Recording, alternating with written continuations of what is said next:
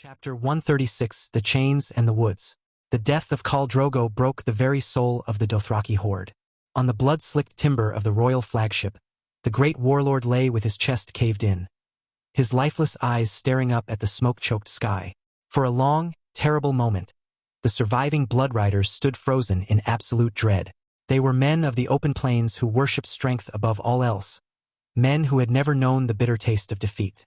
In the span of a single heartbeat, they had watched their invincible stallion crushed by an armored giant of the West. King Robert Baratheon did not give them time to recover their courage. He rested his weight against the long oak haft of his warhammer, his chest heaving violently within his thick plate steel. The armor was painted entirely in the blood of the horse lords. He looked at the stunned, wavering Dothraki warriors, his blue eyes burning with a cold, relentless judgment. "The horse lords came to burn our homes." Robert's voice boomed over the crackling of the burning sails, carrying the raw, unforgiving wrath of the Stormlands. "Give them no quarter. Slay the riders." The command shattered the brief stillness. The Stormlander Marines, inspired by the absolute, undeniable victory of their king, surged forward with a deafening war cry. They raised their heavy spears and castle-forged swords, falling upon the remnants of the Dothraki vanguard.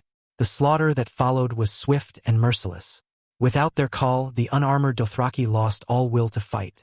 The unbreakable spirit that had conquered the vast grass sea of Essos evaporated in the biting wind of the stepstones. The warriors dropped their curved blades, turning to flee, but there was nowhere to run. The sea was a churning grave of violent currents, and the burning ships offered no sanctuary. The heavy spears and swords of the Westerosi Marines cut through them with practiced, unyielding discipline. On the flanks, the thick oak shield walls of the Westerlands pushed forward without breaking their lines, forcing the terrified screamers over the wooden rails into the dark, freezing water. The heavy bodkin arrows of the Vale and the pitch-soaked shafts of the Reach continued to fall upon the distant cogs, turning the stolen armada into a massive, floating pyre. Robert did not swing his hammer again. The heavy toll of the duel had drained the immediate fury from his blood. He stood near the ruined prow of the ship, watching his men clear the main deck, his heavy breathing slowly returning to a steady, even beat. The king reached up with his left hand and unbuckled the thick leather straps of his gauntlets, tossing the blood-soaked steel to the timber with a heavy clatter. He wiped the soot and sweat from his brow. He turned his gaze away from the dying riders and looked toward the large, grated iron hatch leading down into the dark belly of the Pentoshi barge that had rammed his flagship.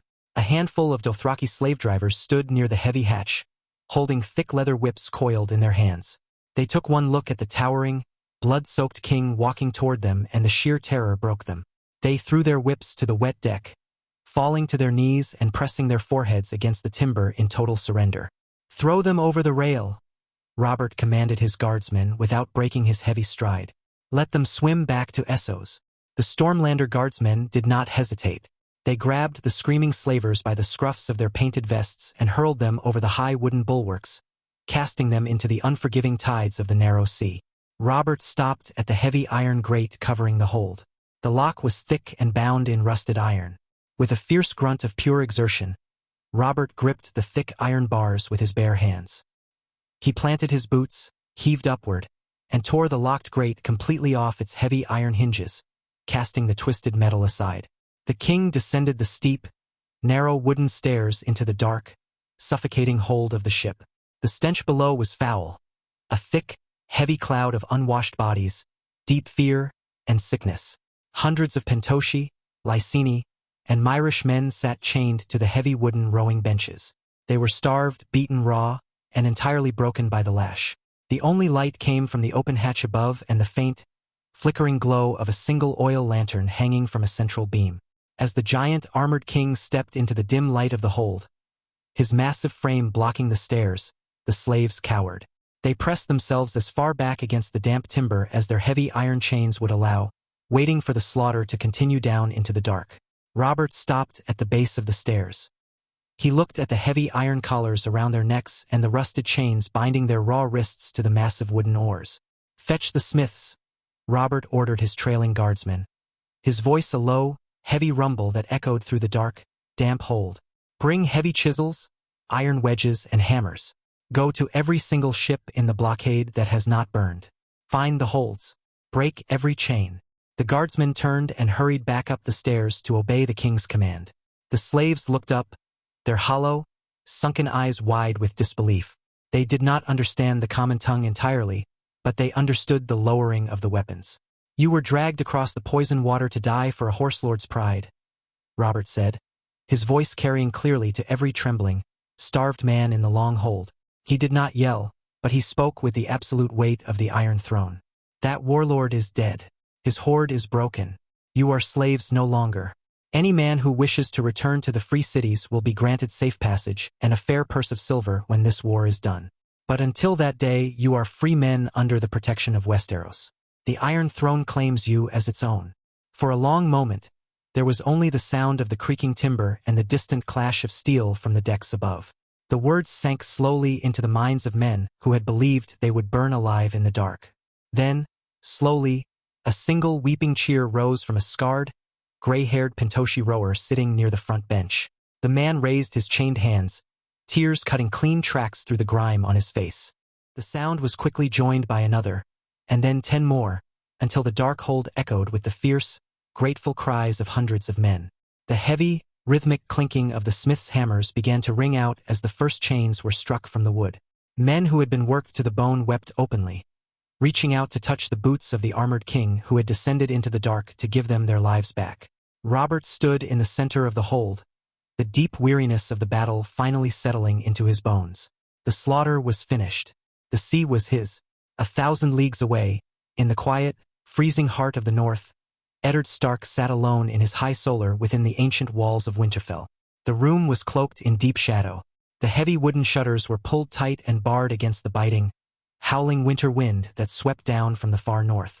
The hearth fire had been allowed to burn down to glowing red embers, casting only the faintest warmth into the stone chamber. The only true light in the room came from the center of Ned's heavy oak desk. Resting on a slab of slate was a tall, twisted candle of pure black dragonglass. The ancient, jagged obsidian burned with a sharp, unearthly light that did not flicker or dance like a normal flame. The fire did not consume the stone. It merely cast a strange, piercing glow that threw long, unnatural, motionless shadows against the gray stone walls. Ned sat in his high-backed chair, his eyes closed, his breathing incredibly slow and shallow. His hands rested flat against the cool wood of the desk. He had cast his awareness far beyond the snow-covered plains of the north, beyond the bogs of the neck, and straight into the churning waters of the narrow sea. He had felt the blistering heat of the burning ships. He had tasted the heavy, metallic tang of blood and salt in the air. He had felt the crushing, frantic terror of the drowning men. And he had watched the brutal, desperate duel between his oldest friend and the undefeated warlord of Essos. When the heavy block of iron had finally crushed Khal Drogo's chest, Ned felt a heavy release of tension within the currents of the living world. The massive, chaotic ripple in the force that the Dothraki horde had created was suddenly extinguished. The great threat from the east had been broken before it could ever touch the shores of the Seven Kingdoms. Robert was safe. The blockade had held. Ned slowly opened his gray eyes. He reached out with his mind, gently severing the deep connection to the far south. The sharp, piercing flame atop the obsidian candle immediately snuffed out, plunging the solar into comfortable, quiet shadow, leaving only the dull red glow of the hearth. Ned stood up from his chair, intending to pour a cup of water from the pitcher on the side table, when a sudden wave washed entirely over him. It was not a thought. It was not a clear vision in his mind.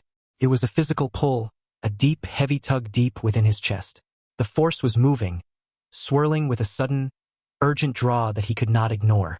It was calling to him, pulling his senses away from the warmth of the castle and directing them northwest, deep into the ancient, snow-covered expanse of the Wolfswood. Ned did not hesitate. He had long ago learned to trust the currents of the living world entirely. He walked to the heavy iron hook near the door, grabbing his thickest fur cloak and throwing the heavy pelts over his broad shoulders. He left his solar, walking swiftly and silently through the quiet, torchlit corridors of his ancestral home.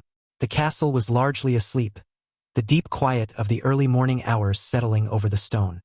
He bypassed the main courtyard, heading directly for the lower stables near the Hunter's Gate. He did not call for the captain of the guard. He did not wake his household knights or demand an escort. The pull of the force was clear and sharp, a quiet, single tether pulling at his mind. This was a path he was meant to ride alone. He walked into the dim stables, saddling his most steady, sure-footed warhorse by the light of a single lantern. He led the beast out into the freezing northern night. The 2 guards stationed at the heavy iron bars of the hunter's gate simply bowed their heads respectfully as their lord rode past. They did not question him, nor did they offer to follow. The men of Winterfell were entirely accustomed to the quiet ways of the Stark, who commanded old powers they could not fully understand. The heavy gates closed behind him with a dull thud. The Wolfswood was ancient and dark, a vast, sprawling sea of towering sentinel trees, thick ironwoods, and heavy pines that completely blocked out the pale light of the moon. The ground was covered in a thick, unbroken layer of fresh white snow, muffling the heavy hoofbeats of Ned's horse as he rode deep into the tree line. Ned rode for the better part of an hour, letting the quiet hum of the force guide his reins. He did not look for established hunting trails, nor did he carry a torch to light the way.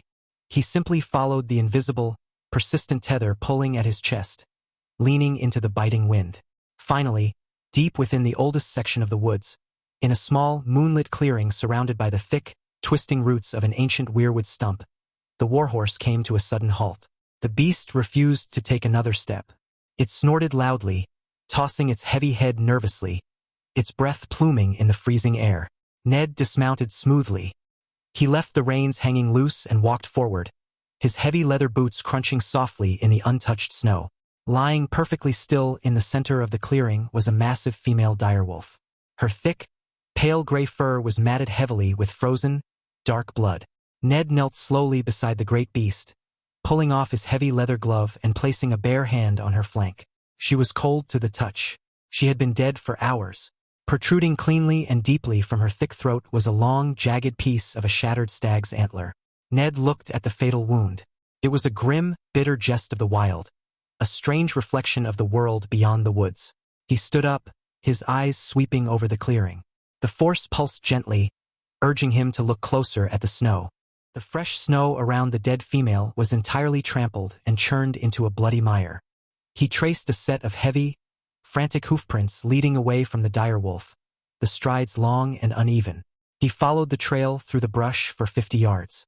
Lying dead against the trunk of a massive ironwood tree was a great stag. Its belly had been entirely ripped open, its throat crushed, and half of its mighty crown of antlers had been snapped off in the struggle. It had not been a simple hunting accident. It was a brutal, shared death. The stag had taken the wolf, and the wolf had taken the stag. A soft, high-pitched whining broke the absolute silence of the frozen woods. Ned turned his back on the stag and walked swiftly back to the center of the clearing. He moved carefully around the massive corpse of the mother. Huddled tightly together in the deep, sheltered hollow of a large, snow-covered weirwood root were 5 tiny, squirming pups. They were entirely blind, their eyes not yet open to the world, seeking the warmth of a mother who could no longer provide it. Ned reached down, gently lifting the small, shivering creatures one by one. He wrapped them safely and securely in the thick, warm folds of his heavy fur cloak, holding them tightly against his chest. He turned to leave, but he paused. The force hummed softly in the back of his mind, a subtle, persistent nudge against his awareness. The picture was incomplete. The currents told him to look closer. Ned stepped away from the roots, walking a few paces past the dead mother. Tucked away beneath a thick, thorny bush of pale winter roses, completely silent and separated from the rest of the squirming litter, was a 6th pup. Its fur was stark, pure white, shivering alone in the bitter cold. It made no sound. Ned knelt and gathered the 6th pup, brushing the snow from its pale fur, and placed it gently with its brothers and sisters in the warmth of his cloak. The tiny creatures instantly began to squirm against his chest, their small, rough tongues blindly licking at his calloused fingers as they sought comfort. A sudden, heavy rustling in the dark pines caused Ned to freeze in place. The air in the clearing grew incredibly tense, thick with an unspoken threat. The woods fell completely silent. Even the howling wind seemed to stop dead. From the deep shadows of the ancient sentinel trees, a massive shape stepped slowly into the pale moonlight. It was the father. The male direwolf was impossibly large, standing nearly as tall as a destrier at the shoulder. His thick, coarse fur was a deep, solid charcoal gray, blending perfectly with the shadows.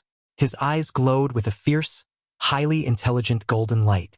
The beast did not immediately look at the man. The giant wolf walked slowly toward the center of the clearing. He lowered his massive head, pressing his heavy snout gently against the cold, blood-matted neck of the fallen female. For a long moment, the beast stood perfectly still. Then the great wolf let out a single, long exhale. It was not a howl, but a deep, shuddering breath of silent grief that rippled heavily through the living currents of the force. The depth of the creature's sorrow was incredibly vast, carrying a near-human understanding of the loss. Only then did the father turn, his massive, terrifying gaze locked directly onto the man holding his offspring. The sheer, heavy presence of the beast was overwhelming. The raw power radiating from the giant wolf would have driven any normal man to draw his sword in blind, desperate panic, or to run and be hunted down in the snow. Ned Stark did not reach for the sword at his hip. He remained perfectly still, his breathing slow and measured. He opened his mind, reaching out deeply through the connecting currents of the force. He did not project dominance, and he certainly did not project fear. He projected absolute, unwavering calm. He projected a deep, shared sorrow for the fallen mate, and a solemn promise of absolute safety for the blind pups held against his chest. Ned held his empty, unloved right hand out toward the giant beast, his palm facing upward in a quiet gesture of peace. The giant direwolf stopped his low growling. The beast did not bare his teeth. He stepped forward slowly, his massive, heavy paws making absolutely no sound as they pressed into the deep snow. The great wolf lowered his massive head. He stepped within arm's reach of the Northern Lord. He sniffed Ned's outstretched hand, the hot, heavy breath warming Ned's frozen fingers. Slowly, deliberately, the father direwolf pushed his massive, fur-covered snout firmly into Ned's open palm, nuzzling the hand that safely held his children. A deep, powerful connection forged instantly between them, a bond written not in words, but in the ancient, unyielding magic of the North. "Come with me," Ned spoke, not with his voice, but with the silent, heavy intent of the Force, pressing the thought gently into the mind of the beast. "Your pack will be safe behind the high stone walls. You will not hunt alone in the dark." The giant direwolf looked up, staring directly into Ned's gray eyes. The beast gave a single, slow nod of his massive head, a gesture of absolute, wild understanding. Ned smiled softly, the tension leaving his shoulders. He turned, his heavy cloak filled with the squirming warmth of the 6 pups, and walked back to his waiting horse. The giant direwolf followed closely at his heels, a silent, terrifying guardian emerging from the shadows. When Ned Stark rode back through the heavy iron gates of Winterfell, the pale winter sun was just beginning to break over the eastern horizon, casting long shadows across the courtyard. The guards stationed on the inner walls did not sound the alarm horns. They did not draw their spears or notch their arrows at the sight of the horse-sized beast trailing calmly behind their lord. The people of Winterfell had long grown accustomed to the ancient magic returning to their walls, and they trusted the Warden of the North without question. As Ned dismounted in the center of the main courtyard, a sudden chorus of deep, joyful howls erupted from the direction of the kennels and the ancient godswood. 5 large direwolves came bounding eagerly into the courtyard, kicking up sprays of fresh snow. They were fully grown, standing waist-high to a grown man. Cregan Stark's massive wolf, Frost, his fur a solid, unbroken gray, led the charging pack. Beside him ran Jon Stark's wolf, Ghost, completely silent and pure white, his striking red eyes fixed on the new arrivals. Then came Sansa's sleek wolf, Pearl, her coat a beautiful light gray. Following closely was Arya's fierce, dark gray wolf, Nymeria.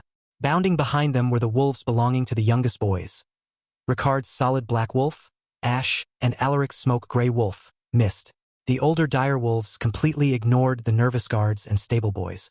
They bounded directly toward the giant father. But they did not attack, nor did they crowd him aggressively. The law of the pack was immediate and absolute. Frost, being the largest of the Winterfell pack, stepped forward first. He did not bare his teeth or raise his hackles.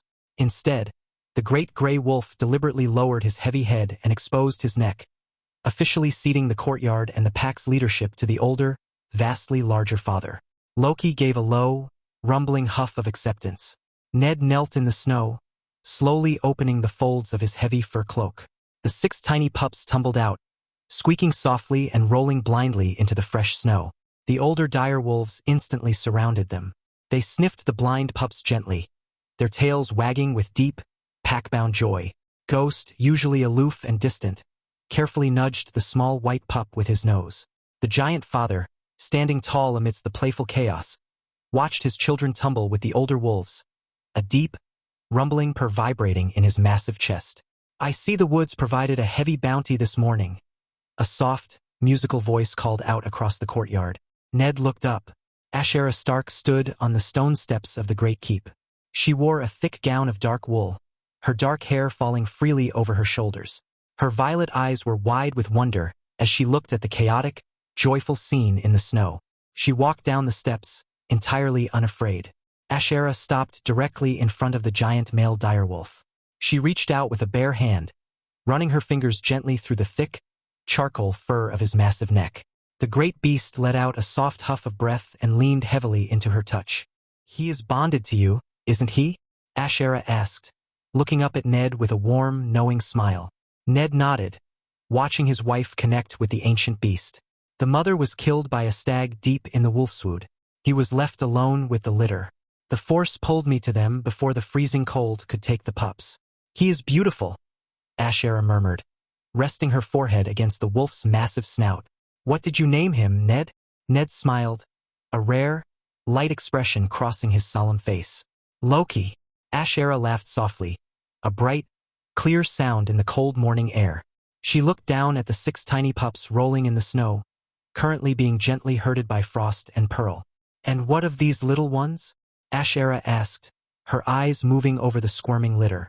"Frost, Ghost, Pearl, Nymeria, Ash, and Mist are already grown. Every child of our house has a protector.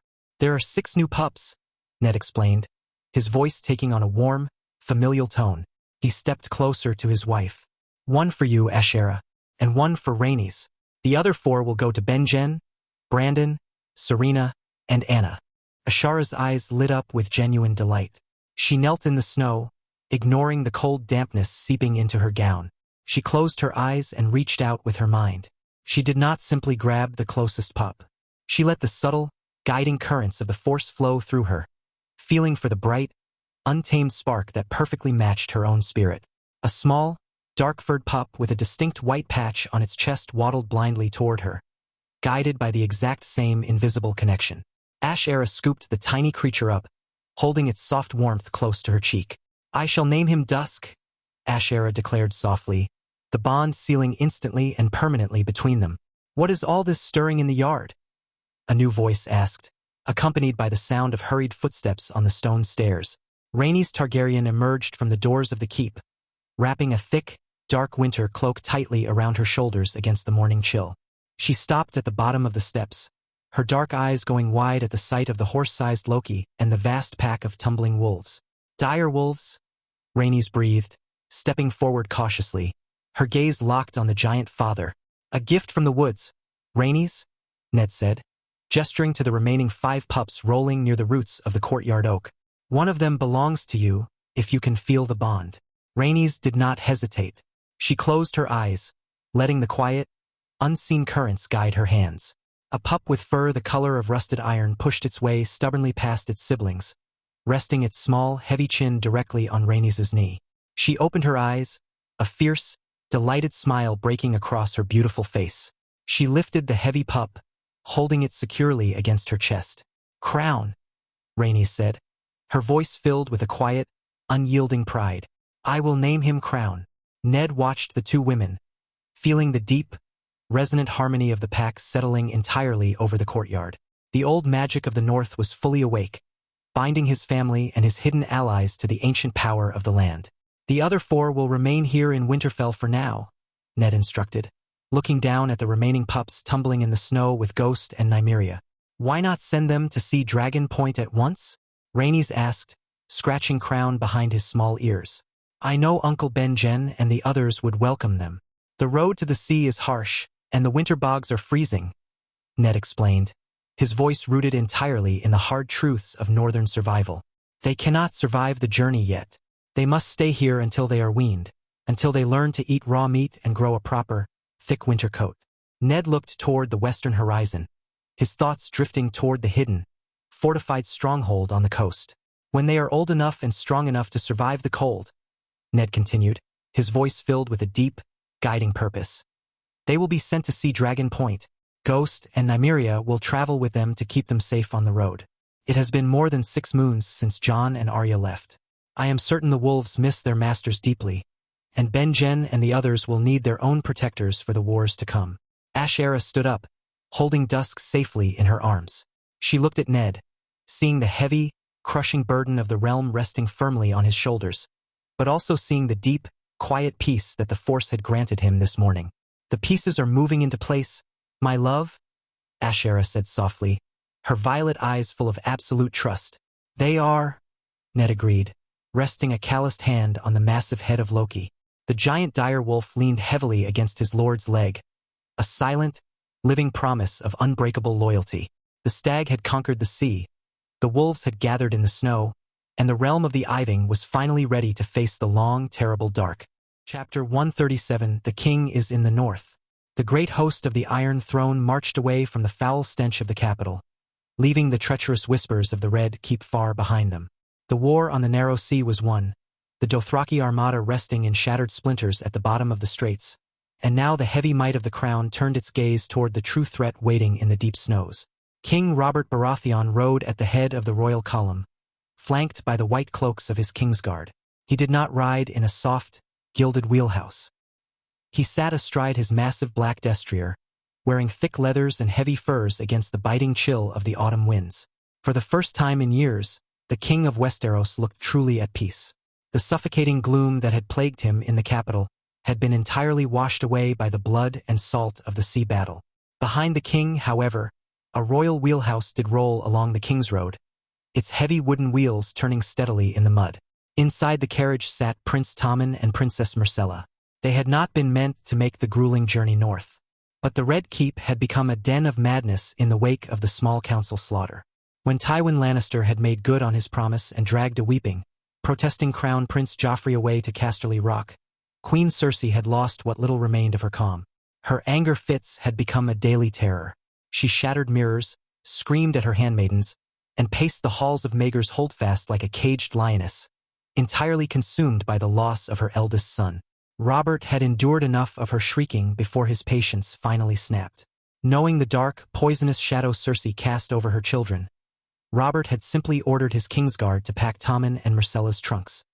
He had left the queen entirely alone in her gilded tower, bringing his youngest children with him to the north. Let them see the vastness of the realm. Let them breathe clean air, far away from the venom of their mother. The journey through the Riverlands had been slow, the mud deep and the autumn rains heavy. But the pace quickened the moment the royal column reached the bogs of the Neck and passed under the shadow of Moat Cailin. The ancient fortress stood tall and imposing, its massive towers of black basalt forming an unyielding lock on the gateway to the north. The battlements were lined with the wolf pack. 2,000 of the hardened, gray-clad guardsmen held the fortress, standing in unbroken silence as the royal retinue approached. As the column neared the heavy iron portcullis, the path was partially blocked by a line of wolfpack spearmen shifting a heavy supply wagon. Ser Meryn Trant, riding near the king, sneered at the delay. The haughty Kingsguard knight spurred his white horse forward, his white cloak billowing in the damp wind. "You there," Ser Meryn barked, pointing a mailed finger at a wolfpack sentry standing near the wagon. "Clear the path. The King of the Seven Kingdoms rides through. Move this wagon at once, or I will have you flogged for insolence." The northern sentry did not flinch. He did not bow, and he did not scramble to obey. He simply stared straight through the Kingsguard knight, his expression as cold and unyielding as the black basalt walls behind him. He did not so much as blink. Ser Meryn's face flushed red with anger, his hand dropping to the hilt of his sword. "Did you hear me, savage? I gave you a command." From atop the gatehouse, a northern captain wearing a gray wolf pelt cloak looked down. He did not shout an order. He simply raised 2 fingers to his lips and blew a single, sharp, low whistle. Instantly, moving with flawless, terrifying accord, the line of wolfpack spearmen stepped aside. The men hauling the wagon pulled it smoothly to the edge of the road, clearing the massive archway in the span of 3 heartbeats. They returned to their rigid, silent stances, completely ignoring the sputtering Kingsguard. Robert let out a booming, chest-deep laugh that echoed off the damp stones. "Put your sword away, Meryn, before you embarrass yourself," Robert rumbled, shaking his head. "Your white cloak means absolutely nothing here." These are Stark's men. Gods be good, Ser Barristan Selmy murmured, riding beside the king. The legendary Lord Commander swept his gaze over the silent, deadly guardsmen. If Lord Stark ever chose to seal this gate, your grace, the combined might of all the southern kingdoms could break themselves against these walls for 100 years and never take a single stone. Aye, Barristan, Robert agreed, a fierce grin touching his bearded face. But the wolf is my brother. Passing through the massive inner gates of Moat Cailin, the royal column found themselves on the true King's Road of the north. The difference was sharp and immediate. In the south, the King's Road was a wide path of packed dirt, prone to turning into a deep, impassable mire of mud after a few days of heavy rain. But here, the road was a marvel of northern masonry. The speed of the journey changed instantly. Without the deep ruts and thick mud to slow the heavy draft horses, the royal wheelhouse rolled smoothly and effortlessly. The vanguard did not need to constantly stop to pull wagons from the muck. The travel time, usually measured in grueling weeks through the vast, empty expanses of the north, was cut squarely in half. Tommen and Myrcella, who had been tossed around the carriage for weeks in the Riverlands, finally found themselves able to sleep comfortably as the wheels hummed over the smooth, unbroken stone. Robert rode hard, pushing the pace, enjoying the biting cold wind against his face and the smell of the ancient pine forests. The north felt clean, felt honest. It was a land that did not tolerate weakness, a land that had quietly rebuilt itself into the strongest kingdom in the realm while the south played games with gold and whispers. Days turned to a blur of snow-dusted plains and dark woods, until finally, rising above the rolling hills, the massive, towering walls of Winterfell came into view. The ancient seat of House Stark looked more like a mountain than a castle. Its double walls of thick gray granite, the inner wall rising higher than the outer, dominated the pale winter landscape. Smoke rose steadily from its countless chimneys, promising a deep, abiding warmth within. As the royal column approached the heavy iron-studded gates of the main keep, the sound of hunting horns echoed from the battlements, announcing the arrival of the king. The heavy gates swung open, revealing the massive, bustling main courtyard of Winterfell. The ground was lightly dusted with fresh snow, but the yard had been cleared and prepared for their arrival. Standing in a neat, disciplined line before the stone steps of the great keep was the entire Stark household. Hundreds of guardsmen in their gray cloaks and mail stood at attention. The stable boys, the smiths, and the servants all bowed their heads deeply. As Robert Baratheon rode his great black destrier into the center of the yard, the entire Stark family dropped to one knee in the snow. Robert swung his massive frame down from his saddle, his boots crunching heavily in the snow. He tossed his reins to a waiting guardsman and stepped forward. "Rise! Stand up, all of you!" Robert bellowed, his voice echoing loudly off the high stone walls. "It's too damn cold to be kneeling in the frost." Eddard Stark rose to his feet. He wore a simple, heavy tunic of dark gray wool and a thick cloak trimmed with direwolf fur. His face was solemn, but the corners of his eyes crinkled with true warmth. Robert closed the distance in 3 massive strides. He did not offer his hand. He threw his thick arms around the Warden of the North, pulling Ned into a crushing, fierce embrace. "You look well, Ned," Robert said roughly, clapping his friend heavily on the back. "You too, Your Grace," Ned replied, returning the embrace firmly. Robert pulled back, shaking his head. "Call me Your Grace again in your own home, Ned, and I'll throw you in the snow. I am tired of titles." Robert turned his attention to the woman standing beside Ned. Ashera Stark looked radiant in a thick gown of deep purple wool, the cold air bringing a natural flush to her cheeks. Her violet eyes shone with a warm, welcoming light. "Lady Ashera," Robert greeted her, taking her hand and bowing his head respectfully. "The North has kept your beauty untouched. I trust my brother has not bored you to tears with his brooding." "He has his moments, Your Grace," Ashera replied with a soft, musical laugh. "But the winters keep him occupied. Winterfell is honored to receive you." Ned stepped forward, gesturing to the tall, broad-shouldered young man standing next to Ashera. Cregan Stark stood tall, bearing a striking resemblance to his father, though his eyes held a lighter, easier calm. Standing close beside him, her hand resting naturally in his, was Rhaenys Targaryen. She wore a heavy cloak of dark northern wool, her dark hair woven into a thick braid. She did not shrink from the king's gaze. She stood with the quiet pride of her lineage, married to the heir of the North with the king's own blessing. "My eldest son, Cregan," Ned introduced smoothly. And his wife, Rhaenys. Robert looked at the young woman. He remembered his blind rage and the fight he had with Ned. Allowing her to live, allowing her to marry into the north, had been the hardest choice of his reign. But seeing her now, standing proud and unbowed, not as a dragon seeking vengeance, but as a wolf of Winterfell, Robert felt a strange, deep peace settle in his chest. "Cregan," Robert grunted, offering a firm nod. "You have your father's shoulders. See that you have his sense." He shifted his blue eyes to Rhaenys. "Lady Rhaenys, the north suits you." "Thank you, your grace," Rhaenys replied calmly, offering a respectful, shallow curtsy. There was no venom in her voice, only the steady grace of a woman who had found her true home. Ned moved down the line, gesturing to the younger children. Sansa stood tall and poised, offering a perfect, courtly curtsy. Arya, who had only recently returned to Winterfell after delivering the new direwolf pups to Sea Dragon Point, stood beside her sister, looking eager and restless, a smudge of dirt already on her cheek. The two youngest boys, Rickard and Alaric, stood straight and proud, trying to look like seasoned warriors for the king. Robert greeted each of them with a wide, true smile, ruffling the boy's hair and complimenting Sansa on her grace. He noted the absences immediately. Jon was not present. Neither was Sword of the Morning. Ned told Robert he had sent them to Sea Dragon Point to prepare the coastal defenses and ensure absolute safety, but Robert did not press the matter. Robert turned back to his own retinue as the royal wheelhouse finally rolled to a stop in the courtyard. The heavy door opened, and a Kingsguard knight helped Prince Tommen and Princess Myrcella down into the snow. They looked tired from the road, but their eyes were wide with wonder as they looked at the massive, towering walls of the ancient castle. Myrcella held her thick fur cloak tightly around her shoulders, while young Tommen looked around eagerly, hoping to spot a knight or a horse. "My children," Robert announced, a rare note of fatherly pride entering his booming voice. "Tommen and Myrcella. I decided the capital was too stifling for them. They needed to see where true men are forged." Ned offered the children a warm, reassuring smile. He knew the dark tales of Cersei's madness following Joffrey's departure.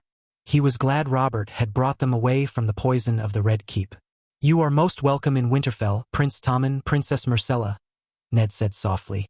At a gesture from Ned, a senior servant stepped forward, carrying a beautifully carved wooden platter. Upon the platter rested a thick, round loaf of dark, freshly baked bread and a small ceramic bowl of white sea salt. It was the oldest and most sacred tradition of the North. "Guessed right." Robert took a piece of the bread, dipped it heavily into the salt, and ate it. Tommen and Myrcella, guided by their Kingsguard, did the same. With the bread and salt shared, the ancient laws of hospitality were invoked. They were safe beneath the roof of House Stark, and no blood could be spilled between them. "Come inside," Ned said, gesturing toward the heavy oak doors of the Great Keep. "The winds are picking up. My servants will show you and your children to your quarters to wash the dust of the King's Road from your skin. The hearths are lit." The servants quickly swarmed the courtyard, taking the horses to the stables and guiding the royal retinue into the vast, winding corridors of the castle. When Prince Tommen and Princess Myrcella were escorted into their guest chambers, they braced themselves for the bitter, biting chill they had felt in the courtyard. The Red Keep was notoriously drafty, its sea-facing stones constantly weeping with damp cold. But as the heavy oak doors closed behind them, Myrcella blinked in surprise. The room was incredibly warm. Tommen, ever curious, walked over to the thick gray stone of the inner wall. He reached out, pressing his small, bare hands against the rock. He let out a sharp gasp of wonder. "Myrcella, come feel this," Tommen exclaimed, his eyes wide. "The stones are hot." Myrcella walked over, pressing her own hands to the wall. It was true. The heavy granite radiated a deep, comforting heat, filling the chamber with a thick, even warmth that chased away every trace of the winter chill. "It is the hot springs, my prince, my princess," a kindly northern servant woman explained, setting fresh linens on the bed. "The first men built Winterfell over deep, boiling pools. The hot water is piped directly through the walls of the keep. The snow may fall outside, but the castle never truly goes cold." For the first time since they had been rushed out of King's Landing, away from their mother's screaming fits, the two royal children felt their shoulders finally drop. Surrounded by the warm, unyielding stone of Winterfell, they felt truly safe. While the royal children washed the dust from their skin, King Robert Baratheon did not go to his chambers. Instead, He pulled Ned aside in the corridor. The jovial, booming king was gone, replaced by a quiet, heavy sorrow. "Take me down, Ned," Robert murmured softly. "I need to see her." Ned gave a slow, solemn nod. He signaled for the guards to remain behind, taking a single iron torch from the wall sconce. Together, the two men descended into the dark, spiraling depths of the Winterfell crypts. The air grew instantly colder here, far from the hot springs that warmed the upper levels. The flickering torchlight cast long, shifting shadows over the stern, bearded faces of the ancient kings of winter, sitting upon their stone thrones with iron swords laid across their laps. They walked in silence until they reached the end of the long, dark vault. There, carved from pale stone, lay the statue of Lyanna Stark. Robert stopped at the base of the tomb. He reached out with a thick, calloused hand, his fingers trembling slightly as he touched the cold stone cheek of the statue. All the fury of the rebellion, all the blood spilled on the trident, had been for the woman resting in this dark stone box. Robert reached into his heavy fur cloak and pulled out a single pristine blue winter rose, resting it gently in the stone palm of the statue. He lowered his head, a heavy, ragged sigh escaping his chest. Ned stood a few paces back, the torch burning quietly in his hand.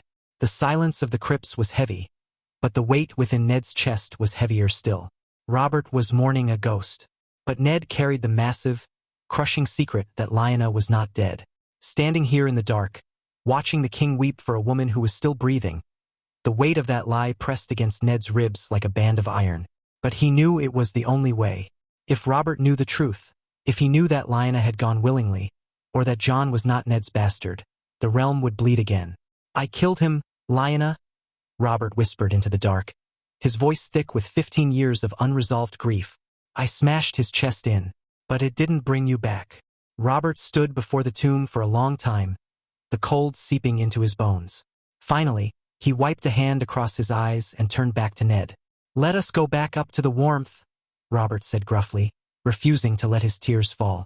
"The dead have enough of our time." Ned nodded, raising the torch, leading the king out of the dark and back into the realm of the living. Later that evening, the great hall of Winterfell was opened for the king's welcome feast. The hall was massive, its high ceiling lost in the smoke and shadows. Great fires roared in the massive hearths at either end of the room, casting a warm, golden glow over the long wooden trestle tables. The tables were heavily laden with the bounty of the north. There were massive, roasted haunches of venison and wild boar, thick trenchers of dark brown bread filled with rich, savory beef stew, heavily spiced root vegetables pulled from the glasshouses, and whole roasted chickens dripping with honey and butter. Noticeably absent from the high table was Elia Martell. Though she lived safely within the walls of Winterfell, she had no desire to break bread or share a hall with the king. She had chosen to remain in her private chambers, a decision Ned completely respected. Instead, Robert sat at the high table situated between Ned and Ashera. He held a thick wooden tankard of the famous northern fire. A few seats down the high table, Robert caught sight of Cregan and Rhaenys. He watched them quietly over the rim of his tankard. Rhaenys was laughing freely at a joke her husband had just made, her dark eyes bright in the firelight. She raised a glass goblet of wine, drinking deeply before clapping a northern bannerman on the shoulder with familiar, easy grace. She did not act like an exiled princess plotting ruin. She acted like a true daughter of the north. Watching the dragon spawn, completely and happily welcomed into the wolf's pack, Robert felt the last, lingering embers of his old hatred finally extinguish. The girl was not a threat. Leaving her alive had been the right choice. Further down the table, Princess Myrcella was quietly picking at her roasted chicken, her bright green eyes observing the high table. As she watched, a young, nervous servant boy carrying a heavy platter of roasted root vegetables tripped on the rushes. He stumbled forward, dropping the heavy silver platter with a loud, ringing crash directly behind Lady Ashara's chair. Myrcella flinched violently, her shoulders hiking up to her ears. In the Red Keep, if a servant dropped a plate near Queen Cersei, there would be shrieking. There would be slapped faces, cruel insults, and the servant would likely be dragged to the dungeons by the Kingsguard.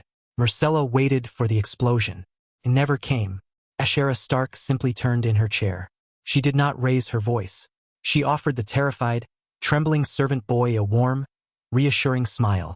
"It is all right, Tom," Ashera said gently, her voice carrying a quiet, motherly grace. She gestured to a nearby guard. "Help him gather the vegetables. And Tom, fetch a fresh platter from the kitchens. No harm done." The boy bowed frantically and hurried away. Myrcella stared at the Lady of Winterfell. The quiet, effortless kindness was entirely foreign to her. There was no venom here, no underlying cruelty. Watching Ashera, Myrcella realized just how deeply poisoned the air of her own home truly was. Down on the main floor of the hall, Prince Tommen was feeling entirely overwhelmed by the sheer size and noise of the northern keep. He sat close to his sister, feeling very small. Suddenly, the heavy wooden doors near the back of the hall pushed open.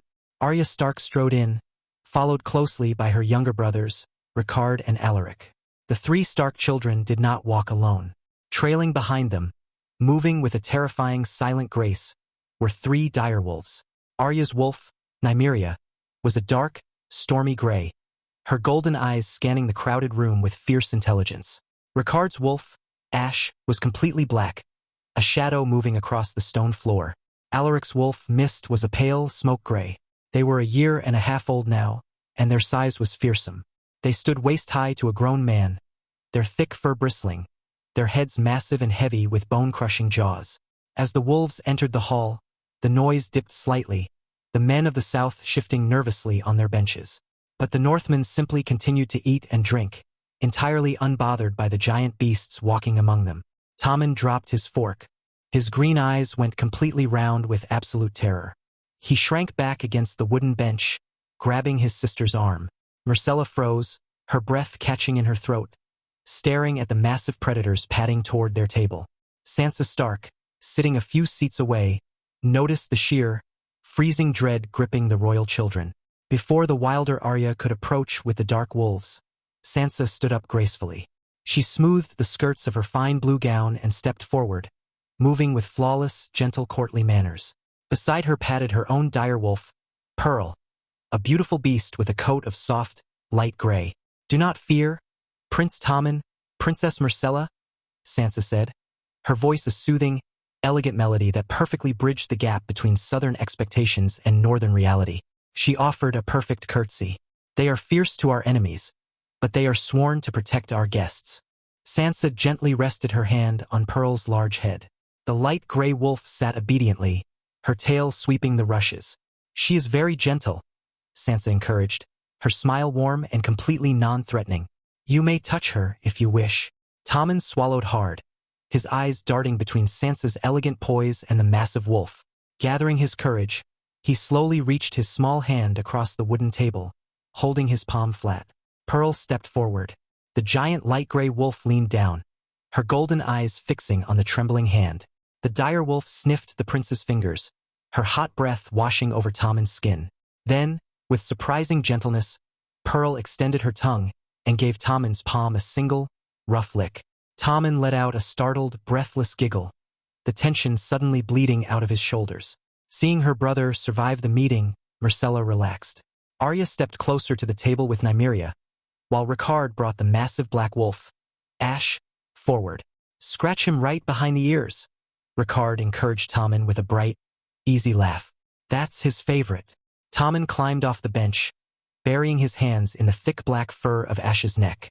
The wolf let out a deep, contented huff of breath, his heavy tail thumping loudly against the stone floor. A wide, delighted smile broke across the young prince's face. All the fear, all the nervous dread of the long journey, seemed to vanish into the thick fur of the ancient beasts. Up at the high table, Robert Baratheon watched his children laughing with the wolves. The king let out a long, heavy breath, leaning back in his heavy wooden chair. He had spent years watching his eldest son, Joffrey, torture cats and torment servants, growing twisted and cruel under Cersei's smothering shadow. He had worried the sickness was in the blood, that his other children would follow the same dark path. But watching Tommen and Myrcella laugh with the Stark children, watching them marvel at the wild magic of the North without an ounce of cruelty in their hearts, Robert felt a deep, profound relief. "They are good children, Robert," Ned said quietly, following the king's gaze down to the floor. "They are," Robert agreed, his voice thick with emotion. He turned his head, looking at his oldest friend. "Tywin has the eldest. Let him try to beat the madness out of the boy. But these two, they needed this, Ned." They needed to see that the world is bigger than the Red Keep. They needed to breathe. Robert picked up his heavy iron tankard, raising it slightly toward the Warden of the North. "I brought them to the cold, Ned," Robert murmured, a true smile touching his bearded face. "But I think it is the warmest they have ever been." Ned smiled, tapping his own cup against the king's. "Welcome to Winterfell," Ned said softly. The two old friends drank deeply of the aged amber spirit, the fires of the great hall burning bright and strong against the long, dark night. Chapter 138: The Wolves and the Lions. The pale winter sun broke slowly over the high granite walls of Winterfell, casting long, sharp shadows across the frost-covered courtyards. The ancient castle woke to the familiar, comforting sounds of early morning. The ringing of the blacksmith's hammer from the forge, the low lowing of the hounds in the kennels, and the heavy crack of training swords in the main yard. Prince Tommen Baratheon stood in the center of the hard-packed dirt ring, his small chest heaving as his breath plumed in the freezing air. He wore a thick, padded leather jerkin over a woolen tunic, his blond head bare to the cold. In his hands, he gripped a blunted wooden practice sword that felt twice as heavy as it looked. The harshness of the northern morning was heavy. Thick, raw blisters had already formed across his palms from gripping the rough, leather-wrapped hilt, and the freezing air burned in his throat with every ragged breath. But he did not stop. Across from him stood Rickard and Alaric Stark, dressed similarly in padded leather. Pacing the edge of the ring was Ser Rodrik Castle. The old master-at-arms of Winterfell tugged thoughtfully at his magnificent white whiskers, his sharp, weathered eyes watching the young prince of the realm. "Your feet are too wide, my prince," Ser Rodrik instructed, his voice gruff. "You are planting yourself like a tree. A tree cannot move when the axe swings. Bring your back foot in. Keep your weight centered on the balls of your feet." Tommen quickly shuffled his boots in the dirt, trying to correct his stance, ignoring the burning sting in his blistered hands. In the Red Keep, his older brother Joffrey would have laughed at him, and the Kingsguard would have stood by in absolute silence. Here there was no mocking laughter. "Like this, Tommen," Alaric offered kindly, stepping forward. The young Stark boy shifted his own feet, demonstrating the proper, balanced stance of a northern swordsman. "If you stand too wide, you cannot turn to catch a blow to your side. You must be ready to pivot." Tommen watched closely, mimicking the placement of Alaric's boots. He felt the shift in his own balance immediately. The heavy wooden sword did not drag him forward quite so much. "Better," Ser Rodrik grunted approvingly. "Now hold your guard higher. If your hands drop to your waist, your chest is open to the thrust. Rickard, step up. Give the prince 3 slow, high strikes. Let him find the block." Standing in the deep, freezing shadows near the armory doors, Sandor Clegane watched the boys drill. The hound's burned face remained unreadable, but his massive hand rested heavily on the hilt of his broadsword. He had been assigned to guard the royal children, and he was accustomed to the poisonous, cruel games of the southern yard. He watched the Stark boys closely, waiting for the certain moment they would humiliate the soft, golden-haired prince. Rickard stepped into the center of the ring, raising his own practice sword. "Ready, your grace?" Tommen swallowed hard, gripping his wooden blade tightly, and gave a firm nod. Rickard stepped forward smoothly, swinging the wooden blade in a slow, controlled arc aimed at Tommen's left shoulder. Tommen raised his sword, bringing the wood up with a loud clack. Rickard immediately stepped to the right, bringing a second slow strike down toward Tommen's opposite shoulder. Tommen shifted his weight, pivoting just as Alaric had shown him, and caught the second blow. "Do not just catch the wood. Push it away," Ser Rodrik called out. "Control his blade. Do not let it control yours." On the third strike, Rickard swung slightly faster, aiming for Tommen's head. Tommen brought his sword up, pushing hard against the descending blow, but his boots found a slippery patch of fresh frost on the packed dirt. Tommen tumbled backward, his boots sliding out from under him. He landed squarely on his backside in the dirt with a heavy thud, his wooden sword clattering away from his blistered hands. In the shadows, the hound's grip tightened on his sword hilt. He was ready to step forward and drag the boy away from the mocking wolves. For a terrible, fleeting moment, Tommen closed his eyes, waiting for the stinging insults. He waited for his mother to rush out and coddle him, or for Joffrey to kick dirt in his face and call him a weakling. Instead, a hand reached down into his vision. Tommen opened his eyes. Rickard was standing over him, a bright, easy smile on his face, his hand offered openly. The frost is treacherous this early in the morning, Ricard said warmly. It caught my heel yesterday and put me in the mud for an hour. Come on, up you get.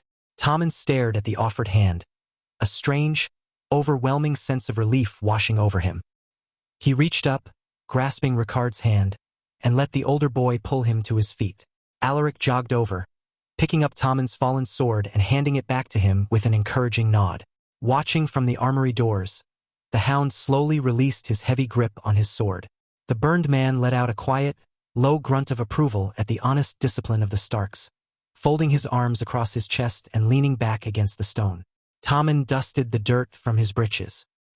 He looked at the two Stark boys, and a wide, true smile broke across his face. For the first time in his life, the training yard did not feel like a place of punishment or fear. It felt like a place of true brotherly kinship. Again, Tommen said, his voice finding a new, eager strength. He raised his wooden sword, his stance much improved. I am ready. Ser Rodrik offered a small, approving smile from the edge of the ring. As the boys resumed their slow, measured drills, the heavy wooden doors leading to the armory pushed open again. Arya Stark strode into the courtyard, her dark hair pulled back from her face, her gray eyes bright with the crisp morning air. She did not wear the heavy, embroidered gowns of a highborn lady. She wore a beautifully crafted tunic of boiled dark leather, sturdy breeches, and high riding boots. Resting easily on her hip was a slender, perfectly balanced practice sword of polished ash wood. She walked to the edge of the ring, leaning casually against the wooden railing, watching her brothers drill with the prince. After a few moments, Ricard lowered his sword, breathing heavily from the effort. He caught sight of his sister standing by the rail. You look eager to bruise someone this morning, Arya? Ricard called out, wiping the sweat from his brow.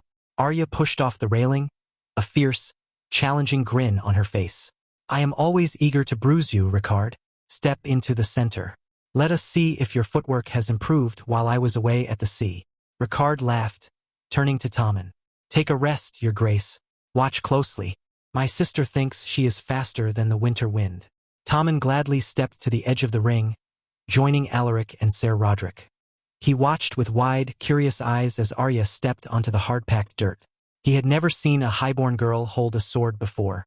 In the south, such a thing was entirely unheard of, strictly forbidden by the lords of the court. Arya drew her ashwood blade. She did not take the wide, heavy stance of a northern footman. She stood sideways, her profile narrow, her blade held lightly in a single hand, her footwork light and constantly shifting.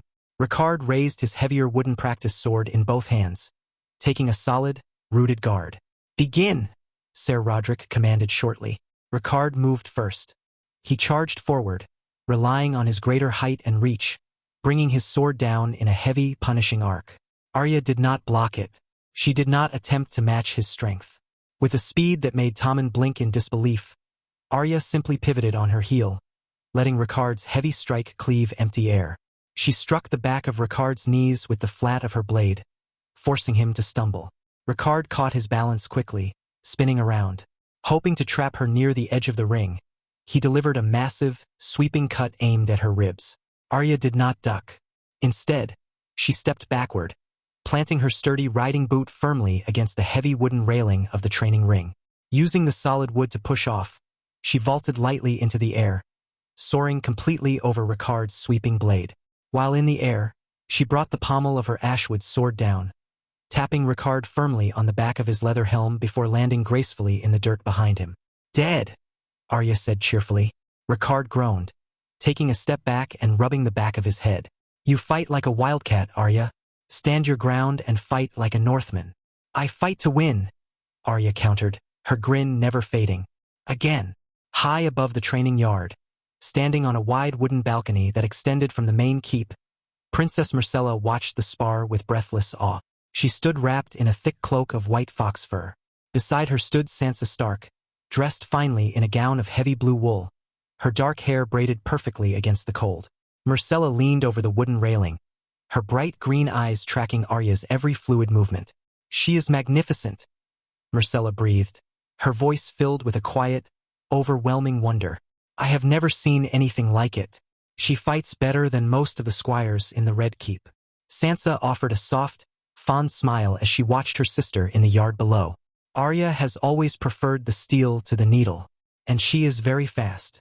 Myrcella turned to look at the older Stark girl. In King's Landing, Sansa had seemed like the perfect, delicate southern lady, fully devoted to songs and silks. But standing here in the cold, Myrcella sensed a quiet, unyielding strength beneath the fine wool. "Do you also practice with the sword, Lady Sansa?" Myrcella asked curiously. Sansa shook her head gracefully. "No, Your Grace. I know how to hold a blade, and I understand the weight of the steel, but my true talents lie elsewhere. The sword is heavy, and it requires a certain kind of fury that I do not possess." "Then you do not fight?" Myrcella asked, a hint of disappointment in her voice. "I did not say that," Sansa corrected gently, her violet eyes bright and calm. "I practice with the bow and arrow. I can hit a moving target at 150 paces. And my father ensured that I know how to wield the hidden daggers. In the north, the winter is long and the roads are dark.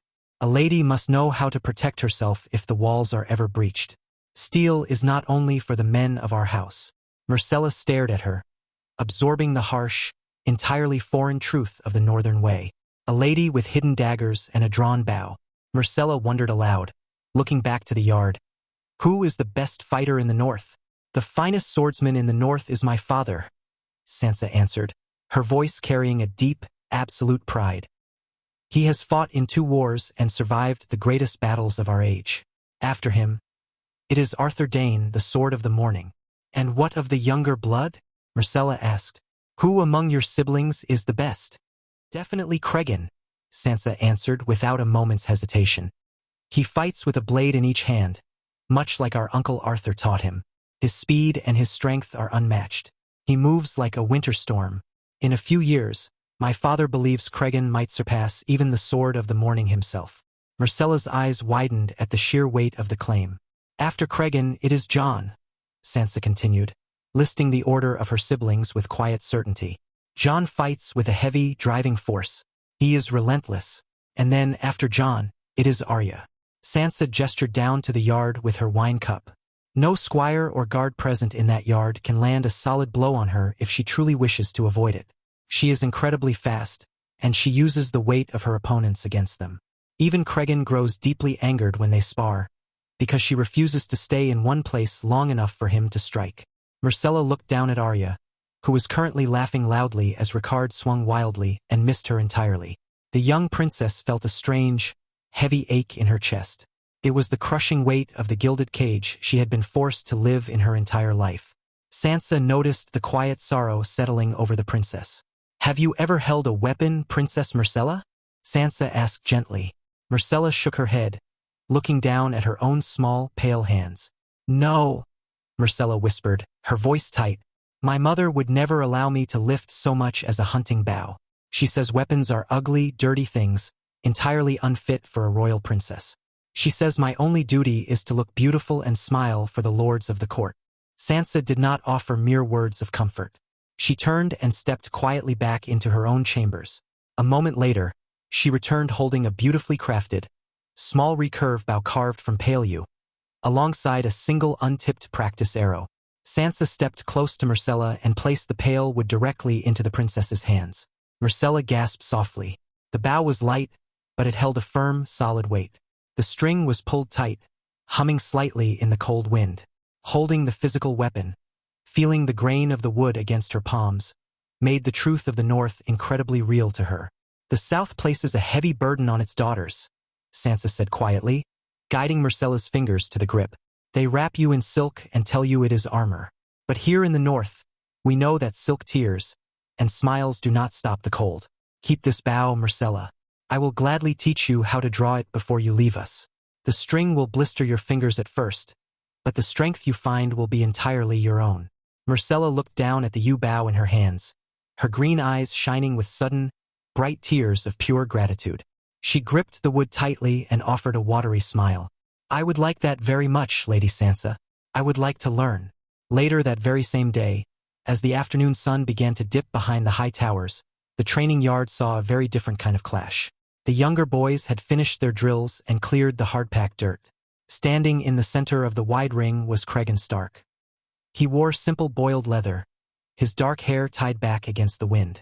Standing across from the young heir to the north was Ser Barristan Selmy. Cregan had approached the legendary Lord Commander shortly after breaking his fast, respectfully asking to test his steel against the most celebrated knight of the Seven Kingdoms. Barristan, having watched the discipline of the Northern Guards all week, had gladly accepted the challenge. He wore a simple mail shirt and gripped a heavy, blunted tourney sword, his white hair blowing in the cold wind. Up on the same wooden balcony where the girls had stood hours before, King Robert Baratheon leaned his heavy forearms against the railing. Beside him stood Eddard Stark, a quiet smile of pride touching his weathered face. "The boy is brave, Ned," Robert rumbled, a fierce grin hidden in his thick beard. "Or foolish. Barristan is old, but he still fights like a painted demon." "Cregan knows the danger," Ned replied calmly. In the yard below, Cregan reached over his shoulders and drew two heavy wooden practice swords. The twin blades were balanced perfectly, resting easily in his hands. Cregan did not use force for the fight. He wanted a true, honest measure of his own mortal skill. He deliberately shut his mind to the hum of the living world, silencing the force entirely. He would rely solely on his own muscle, his own bone, and the sweat of his brow. Cregan opened his gray eyes. "Ready, Ser Barristan?" "Whenever you are, Lord Cregan," the old knight replied, settling into a flawless, perfectly balanced guard. Cregan moved. He did not charge with a heavy roar. He closed the distance with a terrifying, blinding speed. The twin blades moved in a blinding storm of punishing strikes, raining down upon the Lord Commander. The sound of heavy wood cracking against wood echoed like rapid thunder across the courtyard. Ser Barristan's eyes widened in genuine surprise. He parried a heavy thrust from Cregan's right blade, only to instantly raise his hilt to block a sweeping cut from the left. The boy fought with the exact same twin-blade rhythm as Arthur Dayne, weaving a net of constant, relentless pressure. Cregan drove Barristan back 2 full paces, his twin swords striking high and low in perfect, shifting rhythm. Every strike carried heavy, bruising force. Barristan breathed hard, his old muscles burning as he worked desperately to deflect the sheer storm of attacks. He realized instantly that if this boy were a few years older, or if his own bones were a few years younger, the fight would already be lost. The raw power and speed of the wolf were fearsome, but Ser Barristan Selmy had not survived 3 wars on speed alone. He possessed decades of pure, blood-soaked skill. Cregan swung his left blade in a heavy, sweeping arc aimed at Barristan's ribs, intending to follow it immediately with a punishing downward strike from his right. Barristan saw the slight, heavy shift in Cregan's shoulders a fraction of a heartbeat before the strike fell. The old knight did not try to block the heavy sweep. Instead, Barristan took a sudden, very short half-step backward, completely ruining Cregan's distance. Cregan's left blade swept harmlessly past Barristan's chest. Because Cregan had committed his heavy weight to the swing, the miss pulled the young Stark slightly off balance, entirely ruining the timing of his right-hand strike. In that single, fleeting opening, Barristan surged forward. The old knight twisted his wrists, sweeping his tourney blade upward to cleanly knock Cregan's right sword wide. With his other hand, Barristan grabbed Cregan's left wrist in an iron grip, stepping entirely inside the boy's guard. Barristan rested the blunted edge of his sword gently against the side of Cregan's neck. Both men stood frozen, their chests heaving violently, their breath pluming white in the cold air. Sweat ran down Cregan's face, mixing with the dirt. "Dead?" Barristan said, his voice ragged but carrying a deep, profound respect. Cregan stared at the blade at his throat, then lowered his blade. A wide, true smile broke across his face. He stepped back and offered a deep, formal bow to the Lord Commander. "A master's lesson, Ser Barristan," Cregan praised, rubbing his wrist.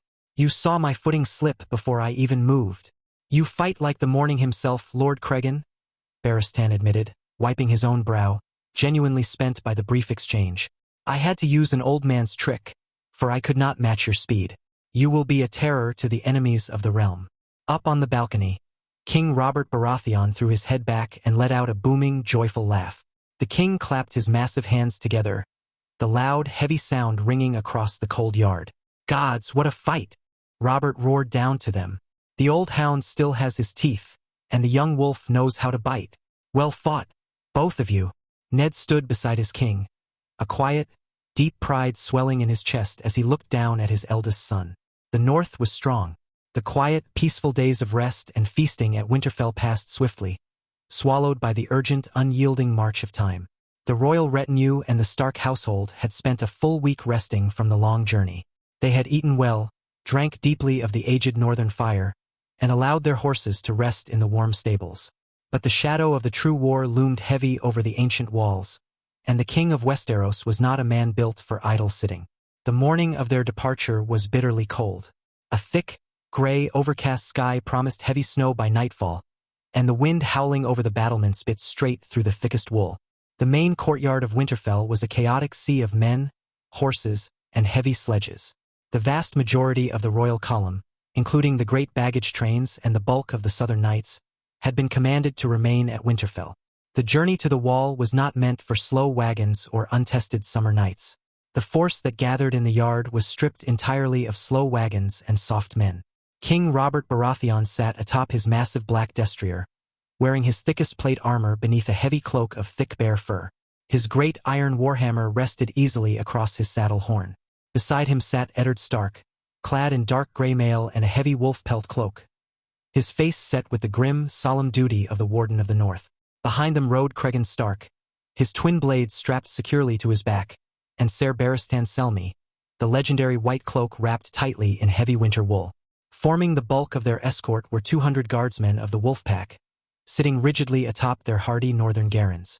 They carried heavy spears, thick oak shields, and wore armor designed entirely to withstand the biting frost. Trailing the mounted men were dozens of heavy wooden sledges, pulled by thick-coated draft horses, loaded high with barrels of pitch, provisions, and countless crates filled entirely with newly forged dragonglass weapons. But the southern knights were not the only ones unnerved by the northern host. Marching calmly alongside the vanguard were two massive, terrifying beasts. Loki, the giant father direwolf bound to Ned Stark, stood nearly as tall as Robert's destrier. His thick, charcoal-gray fur blended with the shadows of the morning, his golden eyes sweeping over the yard. Pacing near the heavy sledges was Cregan's great direwolf, Frost. The snow-white beast was massive and entirely silent, ignoring the nervous whinnies of the southern horses. The wolves were marching to the wall. Standing near the stone steps of the Great Keep, Prince Tommen and Princess Myrcella watched the column prepare to march. They stood beside Ashera Stark and the younger Stark siblings, wrapped tightly in their warmest furs. Robert turned his great warhorse, trotting slowly toward his children. He looked down at them. In just a week, the pale fear of the capital had vanished from their faces. Tommen had a healthy, wind-burned flush to his cheeks, and Myrcella stood tall, a newfound quiet confidence in her green eyes. Sitting faithfully near the children were the massive direwolves, Ash and Pearl, offering their silent, terrifying protection. Robert leaned down over the saddle, offering his children a wide, true smile. "I leave you in the care of the wolves," Robert rumbled, his voice carrying over the noise of the courtyard. "Mind, Lady Ashera Tommen. Do not neglect your studies, Myrcella, and do not let the cold frighten you." "We will be brave, father," Tommen promised, his voice clear and remarkably steady. "We are safe here, father," Myrcella added, offering a respectful, elegant curtsy that made Sansa smile proudly. Robert nodded heavily, a deep, quiet peace settling in his chest. Leaving his children here, surrounded by the honest stone of Winterfell and the fierce loyalty of the North, was the smartest decision he had made since taking the throne. Cersei could scream in her gilded tower, but her poison would not reach them here. The king turned his destrier back toward the heavy iron gates. He rode up beside Ned, raising a thick, mailed hand to signal the column. "The road calls, Ned," Robert declared, his breath pluming thick in the freezing air. "Let us go and see this great wall of ice your ancestors built." "It is a harsh ride, Robert," Ned warned softly, pulling his heavy fur collar tighter against his neck. "The true cold begins beyond these gates." "I have enough fire in my belly to melt the snow," Robert laughed harshly, spurring his horse forward. The heavy iron portcullis of Winterfell ground upward with a loud, shrieking protest of metal. The massive wooden gates swung open, revealing the vast, endless expanse of the snow-covered north.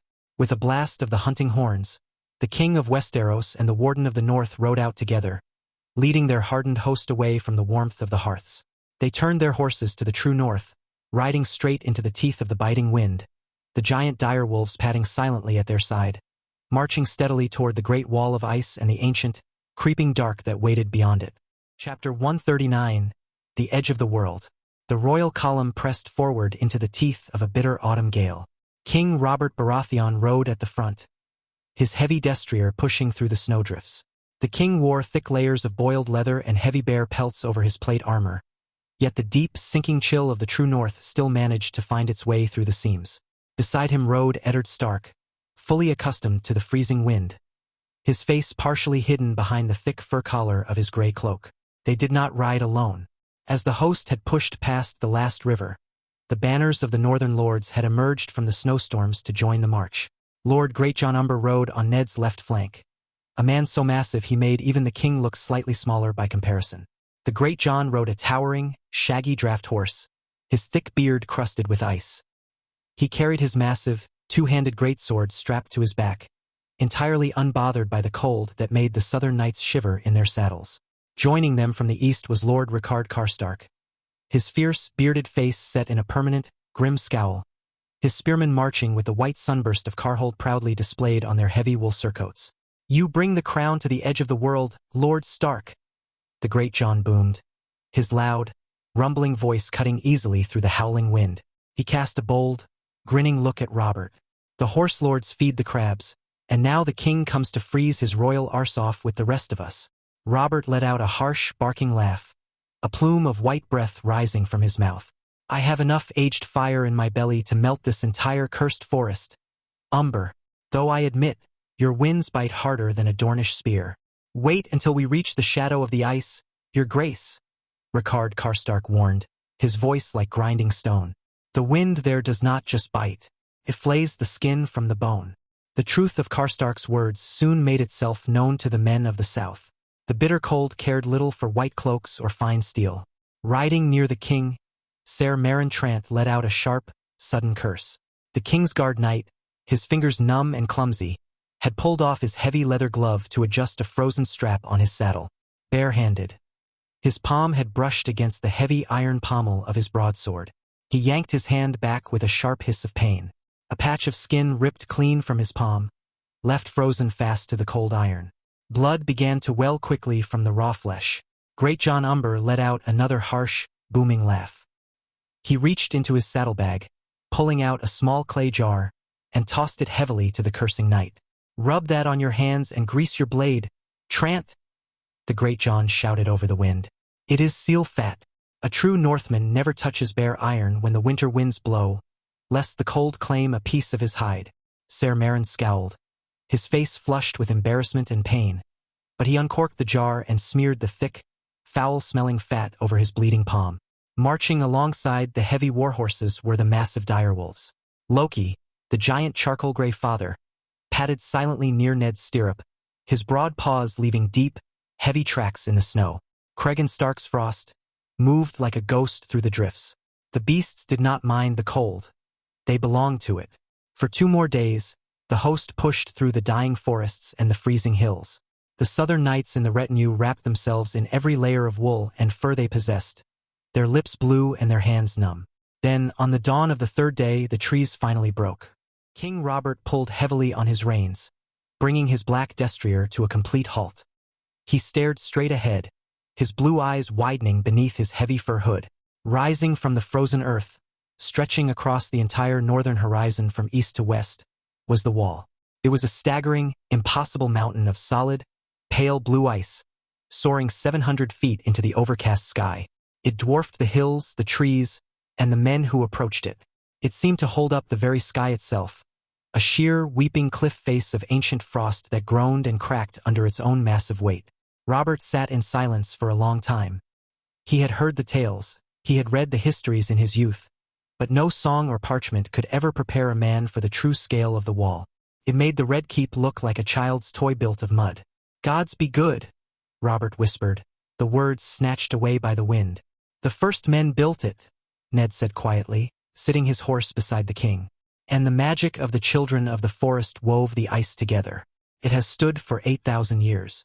It makes a man feel very small," Ser Barristan murmured, his voice filled with deep, abiding awe. "It was meant to," the Greatjon grunted. "Come, your grace, the Black Brothers are waiting." The host urged their horses forward, riding into the deep, heavy shadow cast by the great ice. At the base of the wall sat Castle Black. And as they had ridden past the smaller keeps along the ice, Robert had seen banners bearing the grey direwolf flying alongside the plain black flags. Ned had not let the ancient fort sit empty.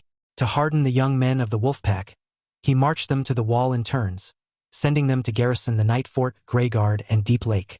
They stood shoulder to shoulder with the Black brothers, learning the true bite of winter before they ever saw a battlefield. Standing in the center of the snow-swept courtyard was the Lord Commander of the Night's Watch, Jeor Mormont. The old bear wore thick layers of black wool and heavy furs. His bald head was scarred by the cold, his thick gray beard catching the falling snow. Behind him stood 100 sworn brothers of the Watch, their faces hard and weathered. Mormont stepped forward as the king and the warden of the north dismounted. The Lord Commander dropped to one knee in the freezing mud, bowing his head.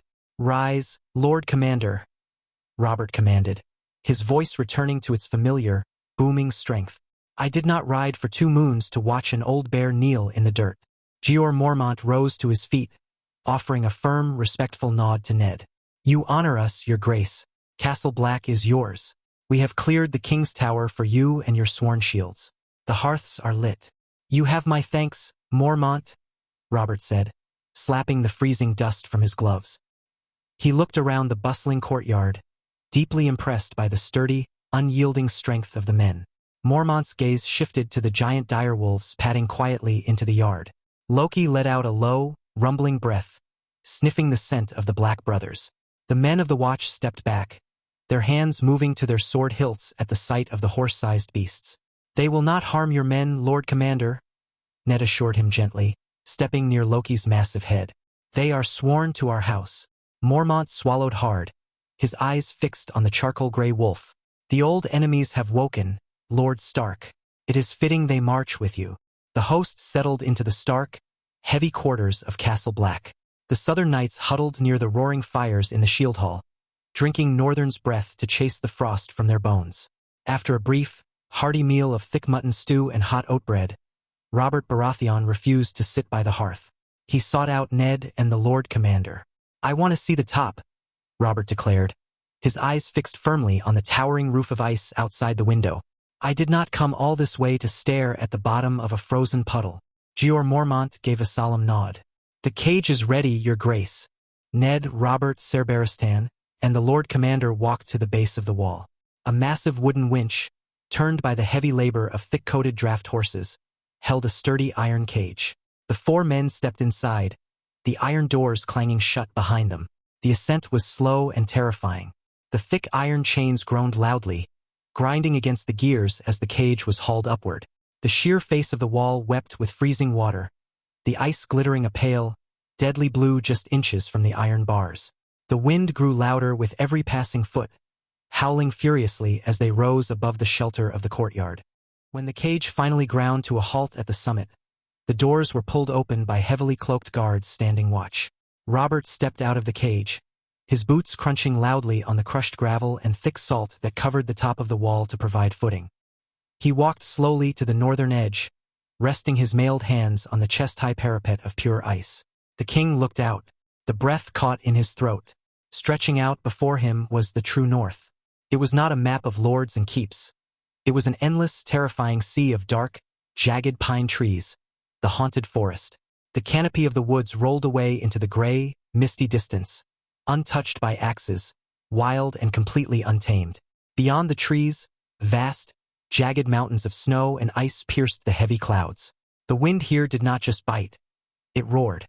It tore at Robert's thick bare cloak, threatening to throw him backward. But the king did not step away from the edge. He stared out into the vast, dark unknown, entirely gripped by the raw, brutal beauty of the frozen end of the world. For 15 years, he had sat on a metal chair, listening to men argue over coppers and crowns. Looking out over the haunted forest, Robert finally understood the absolute, crushing smallness of the wars fought in the South. "It is waiting for us," Robert murmured, his voice barely carrying over the howling gale. "Whatever is out there in the dark, it is waiting." "The dead do not rush," Ned said, standing beside his king. "They have all the time in the world.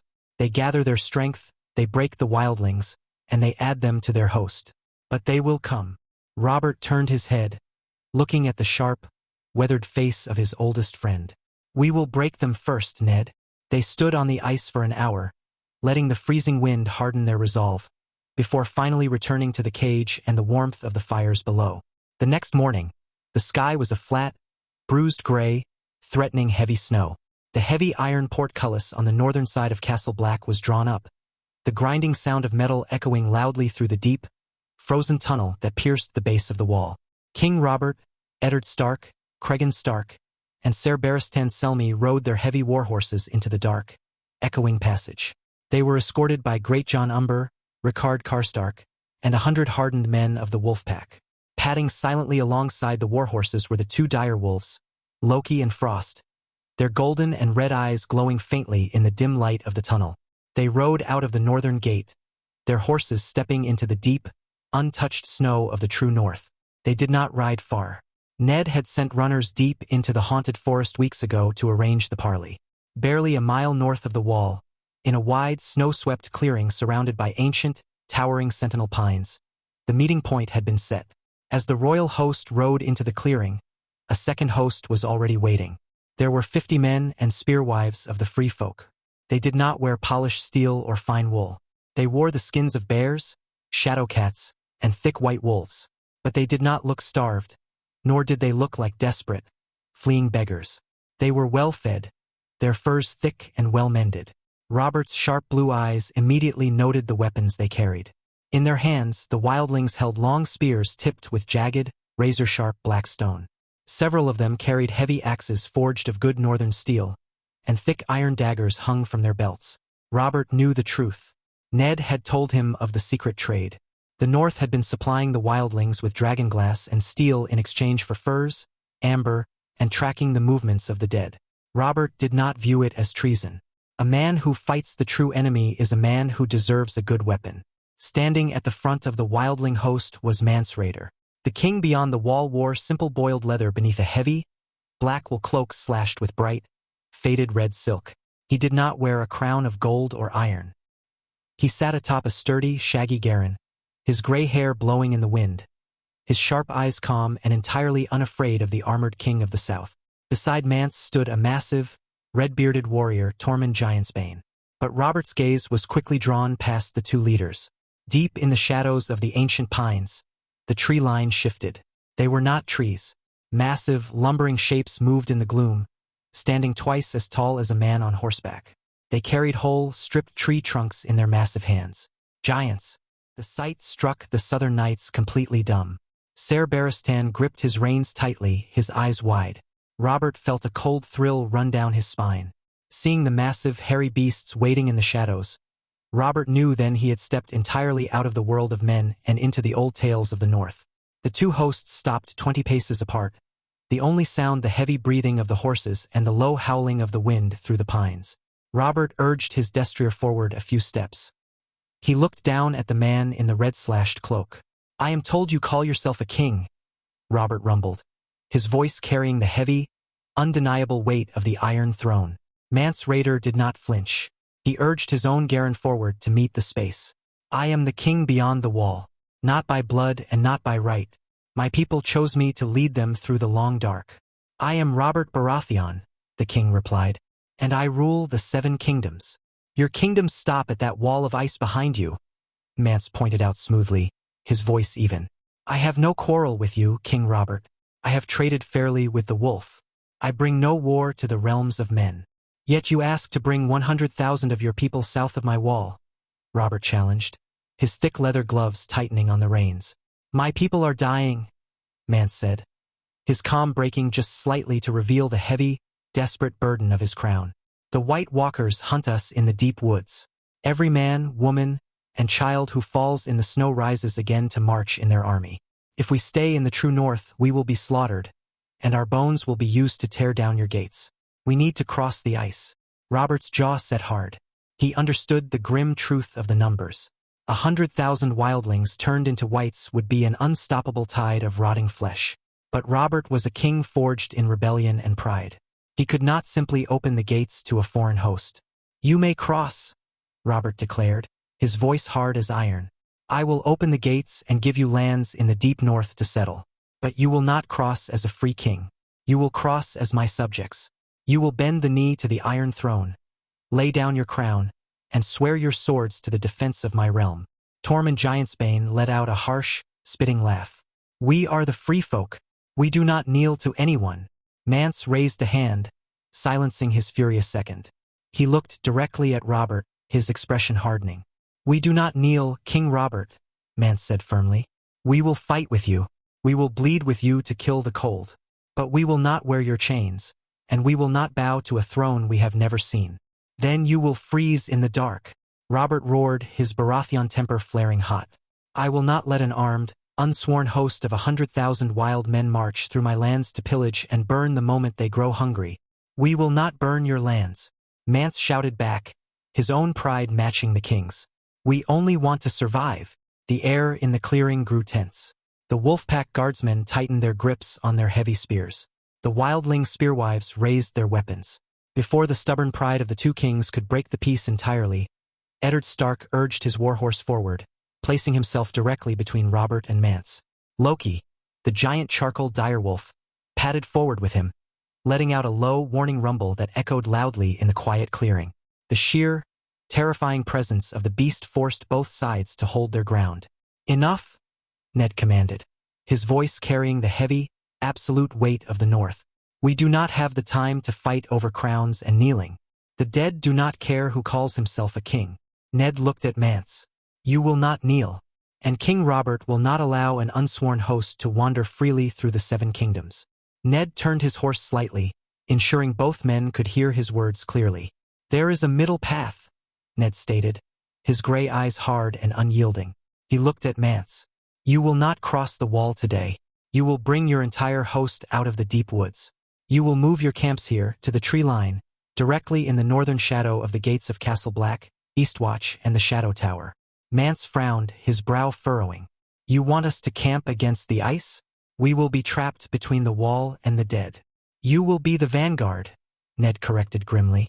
"When the army of the dead finally marches from the deep frost, they will strike your camps first. But you will not fight alone. We will fight with you." Ned looked at Robert, then back to Mance. "When the dead fall upon us in true force," Ned continued, laying out the grim, brutal path ahead. "When the battle is joined in earnest and the white shadows reveal themselves, we will open the heavy gates. You and your warriors will fall back through the tunnels. You will cross the wall, joining our heavy infantry on the southern side, fighting shoulder to shoulder to hold the narrow tunnel and defend the ice." Mance listened closely, weighing the heavy cost of the plan. His people would take the first bloody blow, but they would have the cover of the wall and a clear path of retreat when the fighting grew too thick. "And when the war is won?" Mance asked quietly. "When the walkers are shattered and the dead return to dust?" "When the long night breaks," Ned promised solemnly, "the gates will remain open. You and your people will be free to walk back through the tunnels. You may return to the true north, unbowed and unsworn, to rebuild your lives in the deep woods. You keep your pride, and King Robert keeps the safety of his realm." Robert Baratheon sat heavily in his saddle, his thick leather gloves resting on the pommel of his sword. He hated making bargains. He preferred the clean, absolute victory of a crushed enemy. But looking at the scarred, determined faces of the wildlings, Robert knew Ned spoke the cold truth. Forcing them to kneel would only end in a slaughter that the living could not afford. "They hold the vanguard," Robert grunted, his blue eyes locking onto Mance. "They bleed the dead first. And when it is over, they leave my lands." "Agreed," Mance Rayder said, offering a firm, respectful nod to the Warden of the North. "We will begin moving the camps to the shadow of the wall. We will hold the tree line, King Robert." The heavy tension in the clearing finally broke, the air rushing out of the lungs of the sworn men on both sides. The pact was forged in the freezing snow, bound not by paper or knelt knees, but by the raw, desperate need to survive the coming dark. With the words spoken, Mance turned his Garen, leading Tormund and the spearwives back toward the massive shadows of the giants waiting in the thick, dark cover of the haunted forest. Robert let out a heavy breath, turning his black destrier back toward the tunnel of the wall. "A stubborn fool, that one, but he has iron in his spine." "He fights for his people," Ned agreed softly, preparing to turn his own horse. As Ned reached for his reins, A sudden, sharp chill swept completely over him. It was not the biting wind of the forest. It was a cold, heavy scraping against the very edges of his mind. The force flared violently in his chest. A deep, heavy warning of an unseen presence. A shadow was reaching through the currents of the living world, attempting to touch his thoughts, trying to peel back the layers of his mind to see the secrets he carried. Ned's gray eyes narrowed. He did not panic. He breathed in the freezing air, closing his mind completely. He threw up a heavy, solid shield of absolute calm, drawing on the quiet, unyielding stone of Winterfell to block the probing shadow. The cold presence halted, unable to pierce his guard, but it lingered heavily in the clearing. Ned slowly turned his head, his hand resting casually on the hilt of his sword. He scanned the dark, snow-heavy branches of the ancient sentinel pines surrounding the clearing. High above, resting on the thick, dead branch of an ancient weirwood tree that had been choked out by the pines, sat a massive raven. Its feathers were as black as midnight, rustling sharply in the freezing wind. But it was not a normal bird of the woods. Resting directly in the center of the bird's forehead, staring down at the Warden of the North with unnerving, heavy intelligence, was a third eye. Ned stared at the three-eyed raven. He knew exactly what it was. He knew of the ancient green seer tangled in the roots of the earth, the blood raven who watched the world through 1,000 eyes. For a long, tense moment, the man and the ancient bird simply watched one another across the freezing clearing. Ned did not reach for his bow. He offered a slow, deliberate nod. "I know you are there." Ned pushed silently through the quiet currents of the force, aiming the heavy intent directly toward the raven. "But you will not read my mind." The three-eyed raven seemed to flinch at the sudden, sharp push of Ned's will. The bird let out a harsh, rasping caw that echoed loudly against the trees. It snapped its dark wings open and launched itself from the dead branch, flying quickly away into the deep, dark shadows of the haunted forest. "Ned!" Robert's booming voice called out from the entrance to the ice tunnel. "Are you coming? I need a hot fire and a strong drink." Ned tore his gaze away from the dark canopy. "I will return to these woods," Ned thought quietly to himself, knowing the ancient seer would seek him out again when the King of the South was no longer standing in the way.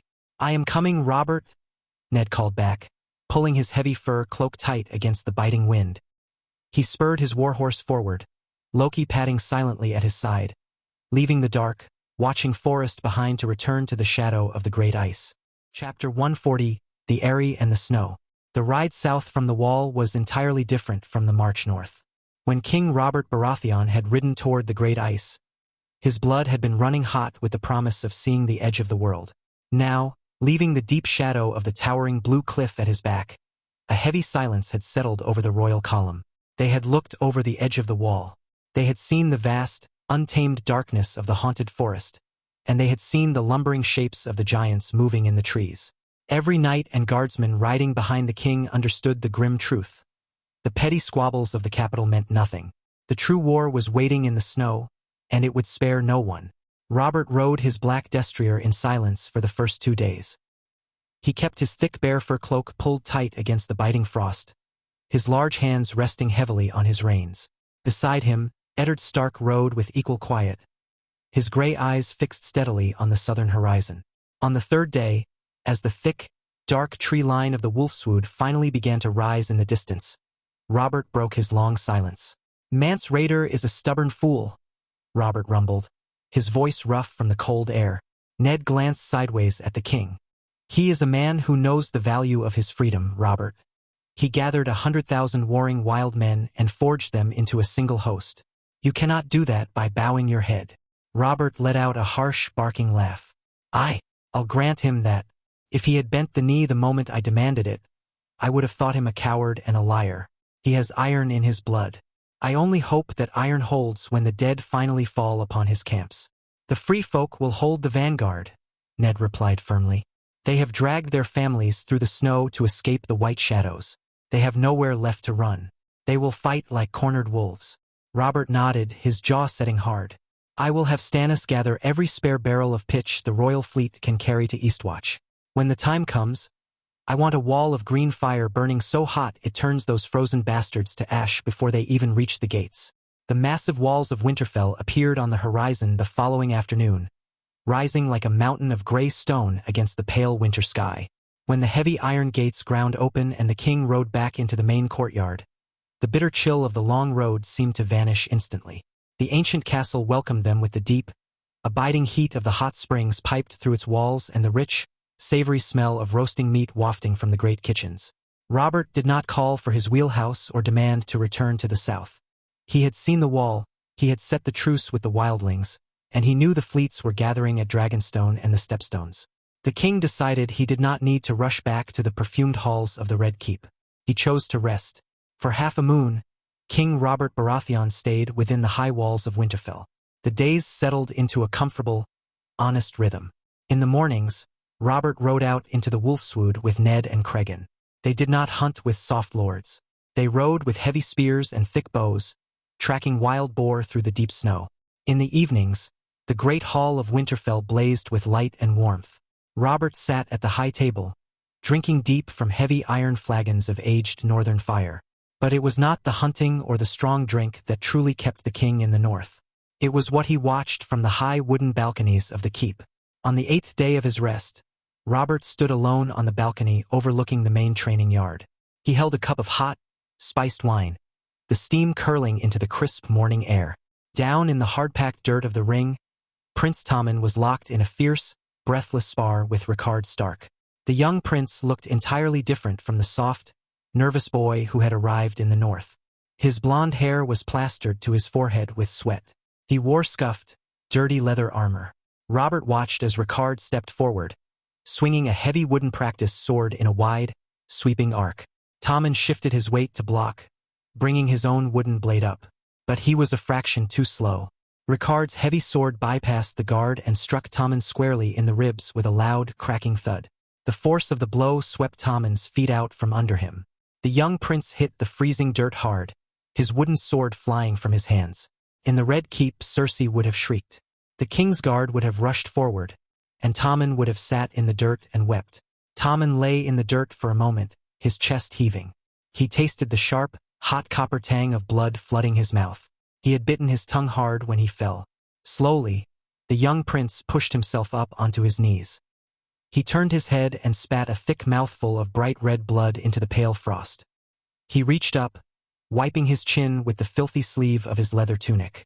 Then, looking up at Rickard, Tommen let out a short, breathless laugh and flashed a fierce, bloody grin. Up on the balcony, Robert Baratheon's grip tightened on his wine cup. A surge of deep, true pride swelled in his chest. The boy had true Baratheon iron in his blood after all. He just needed the north to strike the rust away. A slash and... No, he does not. Before Tommen could reach for his fallen sword, a heavy shadow stepped out from the edge of the armory doors. Sandor Clegane walked slowly onto the packed dirt. The hound did not draw his sword, nor did he mock the fallen prince. He looked down at Tommen, his burned face set in hard, brutal lines. "Keep your chin tucked, boy," the hound growled, his voice rough as grinding stone. "Or the next strike takes your teeth." Tommen looked up at the scarred warrior. He did not flinch from the hound's harsh tone. He gave a firm, respectful nod. "Yes, Clegane." As Tommen finally stood up and retrieved his sword, a heavy, rapid crunching of snow echoed from the far side of the yard. Ash, Rickard's massive black direwolf, came bounding across the courtyard. The giant beast did not slow down. He leaped directly at the young prince, hitting Tommen squarely in the chest and knocking him right back down into a deep, soft snowbank. Tommen let out a startled shout, but it quickly turned into loud, ringing laughter as the giant black wolf pinned him down, its heavy paws resting on his chest, eagerly licking the sweat, dirt, and blood from his face. Rickard and Alaric walked over, laughing as they pulled the heavy wolf off the prince and hauled Tommen back to his feet. Robert took a slow sip of his wine, a lump forming in his throat. He watched his son laugh with the Stark boys and the beast of the woods. The boy was not a coward. The sickness of the Red Keep had not ruined him. He simply needed to fall in the dirt and be shown how to stand back up by brothers who did not wish to see him bleed. That night, long after the great hall had emptied and the castle had fallen quiet, Robert sat in Ned's private solar. The heavy wooden shutters were pulled tight against the freezing wind. The hearth fire burned low, casting deep, dancing shadows across the ancient stone walls.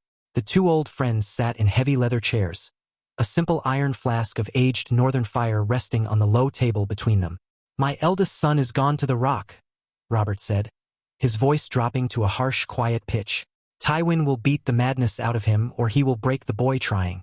But Tommen and Myrcella are different. Ned. They are good children.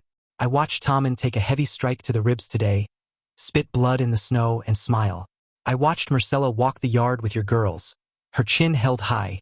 Robert set his iron cup down on the table with a heavy thud. I cannot take them back to the Red Keep, Ned, Robert said, his voice thick with a father's grim honesty. If I take them back to the capital, Cersei will smother them. She will wrap them in silk, whisper her venom into their ears, and turn them into frightened, proud shadows. I want them to be wards of Winterfell, just as we were wards of the Eyrie. I want them to grow up in the cold. Ned sat perfectly still, absorbing the heavy weight of the king's words. Raising royal princes and princesses in the north would enrage the queen to the point of madness. But Ned knew the king spoke the hard truth. They will be treated as my own blood, Robert, Ned promised, his voice carrying the firm weight of a northern oath. They will eat at my table, and they will ride in my woods. Robert Baratheon closed his eyes for a long moment.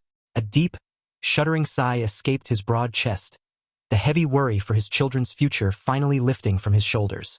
Good, Robert grunted. Ned then got up and walked to the far corner of the solar, where a heavy, iron-bound chest rested against the stone wall. He pulled a heavy iron key from his tunic, unlocked the chest, and reached inside. When Ned turned back to the firelight, he was holding a long, heavy bundle wrapped in thick, oiled wolf pelt. He walked to the low table between them and set the bundle down. Slowly, deliberately, Ned folded the heavy fur back. Robert's blue eyes widened. The breath left his lungs. Resting on the pelt was a weapon of terrifying, brutal beauty. It was a massive war axe, but the reverse side of the heavy axehead was forged into a blunt, flat-faced hammer. The haft was carved of thick, pale weirwood, but it was the metal itself that demanded the eye. The entire head of the weapon, the sweeping blade of the axe and the crushing block of the hammer, was forged entirely of Valyrian steel. The metal was a deep, smoky gray, rippling with the dark, watery patterns of ancient spells. It drank the firelight, glowing with a deadly edge. Gods be good, Robert whispered, leaning forward. He reached out with a thick, calloused hand, his fingers tracing the cold, rippling steel of the axe blade. What is this? I named it Stormbreaker, Ned said quietly. It is yours, Robert. Robert looked up, his face twisted in utter disbelief. Valyrian steel? A full axe and hammerhead? There isn't a smith alive who could fold this much Valyrian steel, let alone find it. The Lannisters have offered mountains of gold for a single blade and failed. How did you get this, Ned? Ned sat back in his chair, meeting the king's stunned gaze. After the first Grand Royal Games, a few years passed, Ned began, his voice low and steady. I took a small, trusted company of my men. We went to the ruins of Valyria. Robert froze. His hands gripped the armrests of his chair. The blood rushed to his face, his Baratheon temper flaring hot and fast. Are you mad? Robert roared, half rising from his seat. Valyria? The doom still hangs over those shattered islands. Men who sail into the smoking sea do not return. They are burned alive or driven mad by the ash. You risked the Warden of the North. You risked your own life. For a piece of steel. I did not risk it for pride, Robert, Ned countered, his voice sharp and firm, refusing to back down from the king's fury. I risked it because the long night is coming. Normal steel shatters against the white shadows like glass. Dragonglass can kill them, but it is brittle and light. If we are to fight the lords of the dead in the thick of battle, we need the steel of the dragonlords. I did not tell you because I knew you would call me mad and forbid the journey. Robert stood breathing heavily, his chest heaving, his fists clenched. He glared at Ned for a long, tense moment, the urge to strike his friend battling with the cold, hard truth of the words. Slowly, the anger drained from the king's face. He let out a long, ragged exhale and sank back into his chair. You are a stubborn, frozen fool, Ned, Robert grunted, rubbing his bearded jaw. He looked back down at the weapon resting on the pelt. But you survived it. Robert reached down, wrapping his right hand around the leather-wrapped haft. He hoisted the heavy weapon into the air. He stood up, stepping back from the table to test the weight. He gave the weapon a slow, sweeping swing. The Valyrian steel whistled sharply through the air, smooth in its movement. It was heavier than a sword, but lighter than his old iron warhammer, balanced with a deadly weight. Robert swung it again, bringing the heavy hammer face down in a crushing arc that stopped mere inches from the stone floor. A fierce, wild grin broke through his thick beard. "Stormbreaker?" Robert murmured, the name tasting right on his tongue. "It is a fine weapon, Ned. It will shatter the ice to dust." Robert sat back down, resting the heavy Valyrian weapon across his knees. He looked at Ned, his curiosity roused. "If you sailed into the Doom, you must have found more than one lump of steel. Did you find anything else in the ash?" A faint, knowing smile touched the corners of Ned's mouth. "Do you want to know a secret, Robert?" Robert leaned forward, his blue eyes gleaming. "Speak it." "I found Bright Roar," Ned stated plainly. Robert blinked. He stared at Ned for a full 3 seconds, letting the name register in his mind. The lost Valyrian greatsword of House Lannister. The blade that King Tommen II Lannister had carried into the Smoking Sea centuries ago, never to be seen again. The blade Tywin Lannister had spent half the wealth of Casterly Rock trying to recover. Robert threw his head back and roared with laughter. The booming, joyful sound shook the ancient dust from the ceiling of the solar. He slapped his knee, tears of pure mirth gathering in his eyes.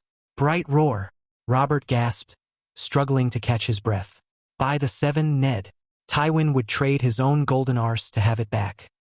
He would spread his cheeks in the middle of the Red Keep for a single glimpse of that hilt. "You must make the old lion beg for it."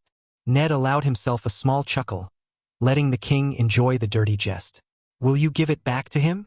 Robert asked, wiping a tear from his eye, still grinning broadly. "I will," Ned nodded. "But I will not give it to him until the true battle of the Long Night begins. And I will only hand it back to him if he commits the full might of the Westerlands to the field, without holding back his forces or hiding his men behind stone walls." "A fine bargain," Robert agreed, nodding heavily. "Hold his pride hostage until he bleeds for the realm." "I love it." Robert looked down at Stormbreaker, then back at the heavy iron-bound chest in the corner of the room. "How many more did you find in the ruins, Ned?" Robert asked, his voice growing serious. "How many Valyrian blades do you have hidden in this castle?" "Enough to arm most of the lords of Westeros," Ned answered quietly, the truth of the statement hanging heavy in the firelight. "When the dead march, I will hand them out to the best fighters of the realm. Every man who can hold a line will have dragon steel in his hand." Robert stared at the Warden of the North, a deep awe settling in his chest. Ned had not just fortified the neck or forged new roads. He had quietly, secretly robbed the most dangerous ruins in the known world to ensure the survival of the living. "You are a terrifying man, Ned Stark," Robert murmured softly, gripping the haft of his new weapon. "I am glad you are my brother." "Enough talk of dead men and dragonsteel," Ned said quietly. "Drink, Robert. For once, let the long night wait outside the door." Robert's grin returned, wide and wolfish. "Now you're speaking like a proper brother." He lifted his cup and drained half of it in one swallow, the burn drawing a satisfied grunt from his chest. "Gods, this stuff could wake the dead. Remember that time in the Eyrie when we stole old John's best arbor red? Thought we were clever, hiding it in the rookery." Ned allowed himself a rare, small smile as he took a measured sip. The fire crackled between them. "You were the one who got us caught. You started singing that ridiculous song about the maid and the bear at the top of your lungs." Jon Arryn came storming up the steps with a face like a storm cloud. Robert threw his head back and roared with laughter, the sound rolling through the solar like distant thunder.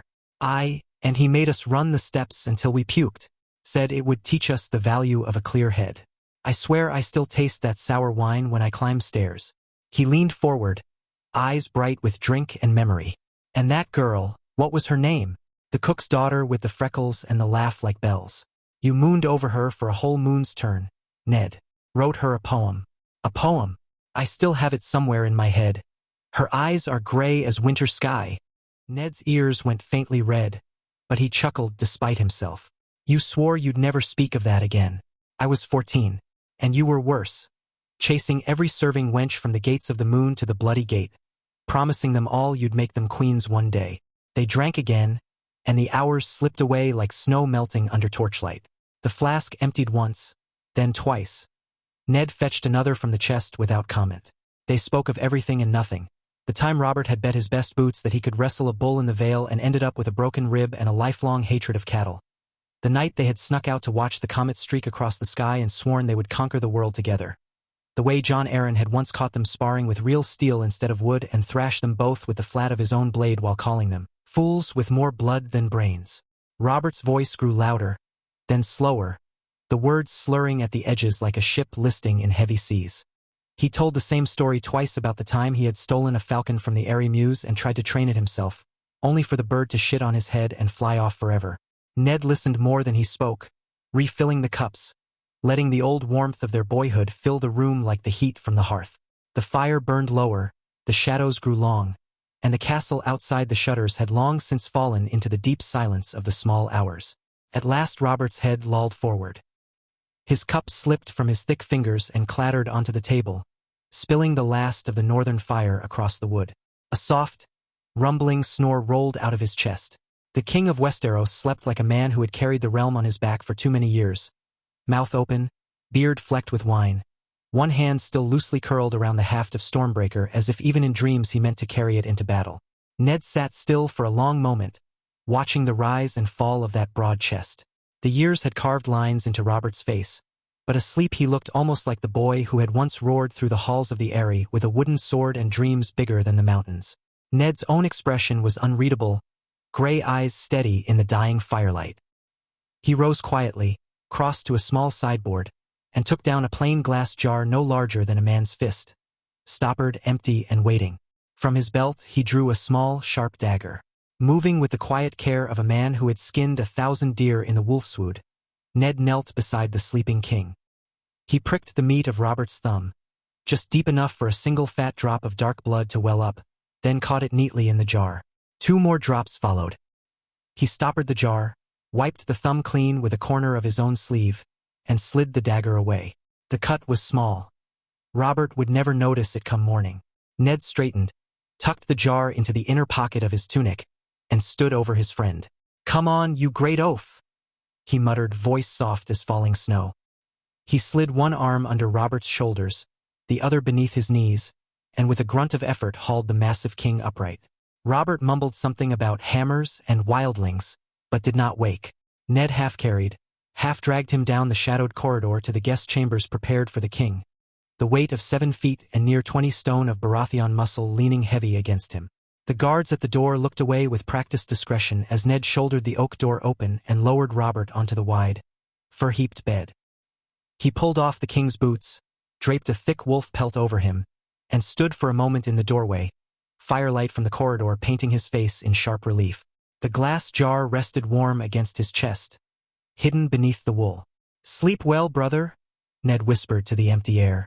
Then he closed the door softly behind him and walked back into the night, the secret weight of royal blood riding with him into the dark.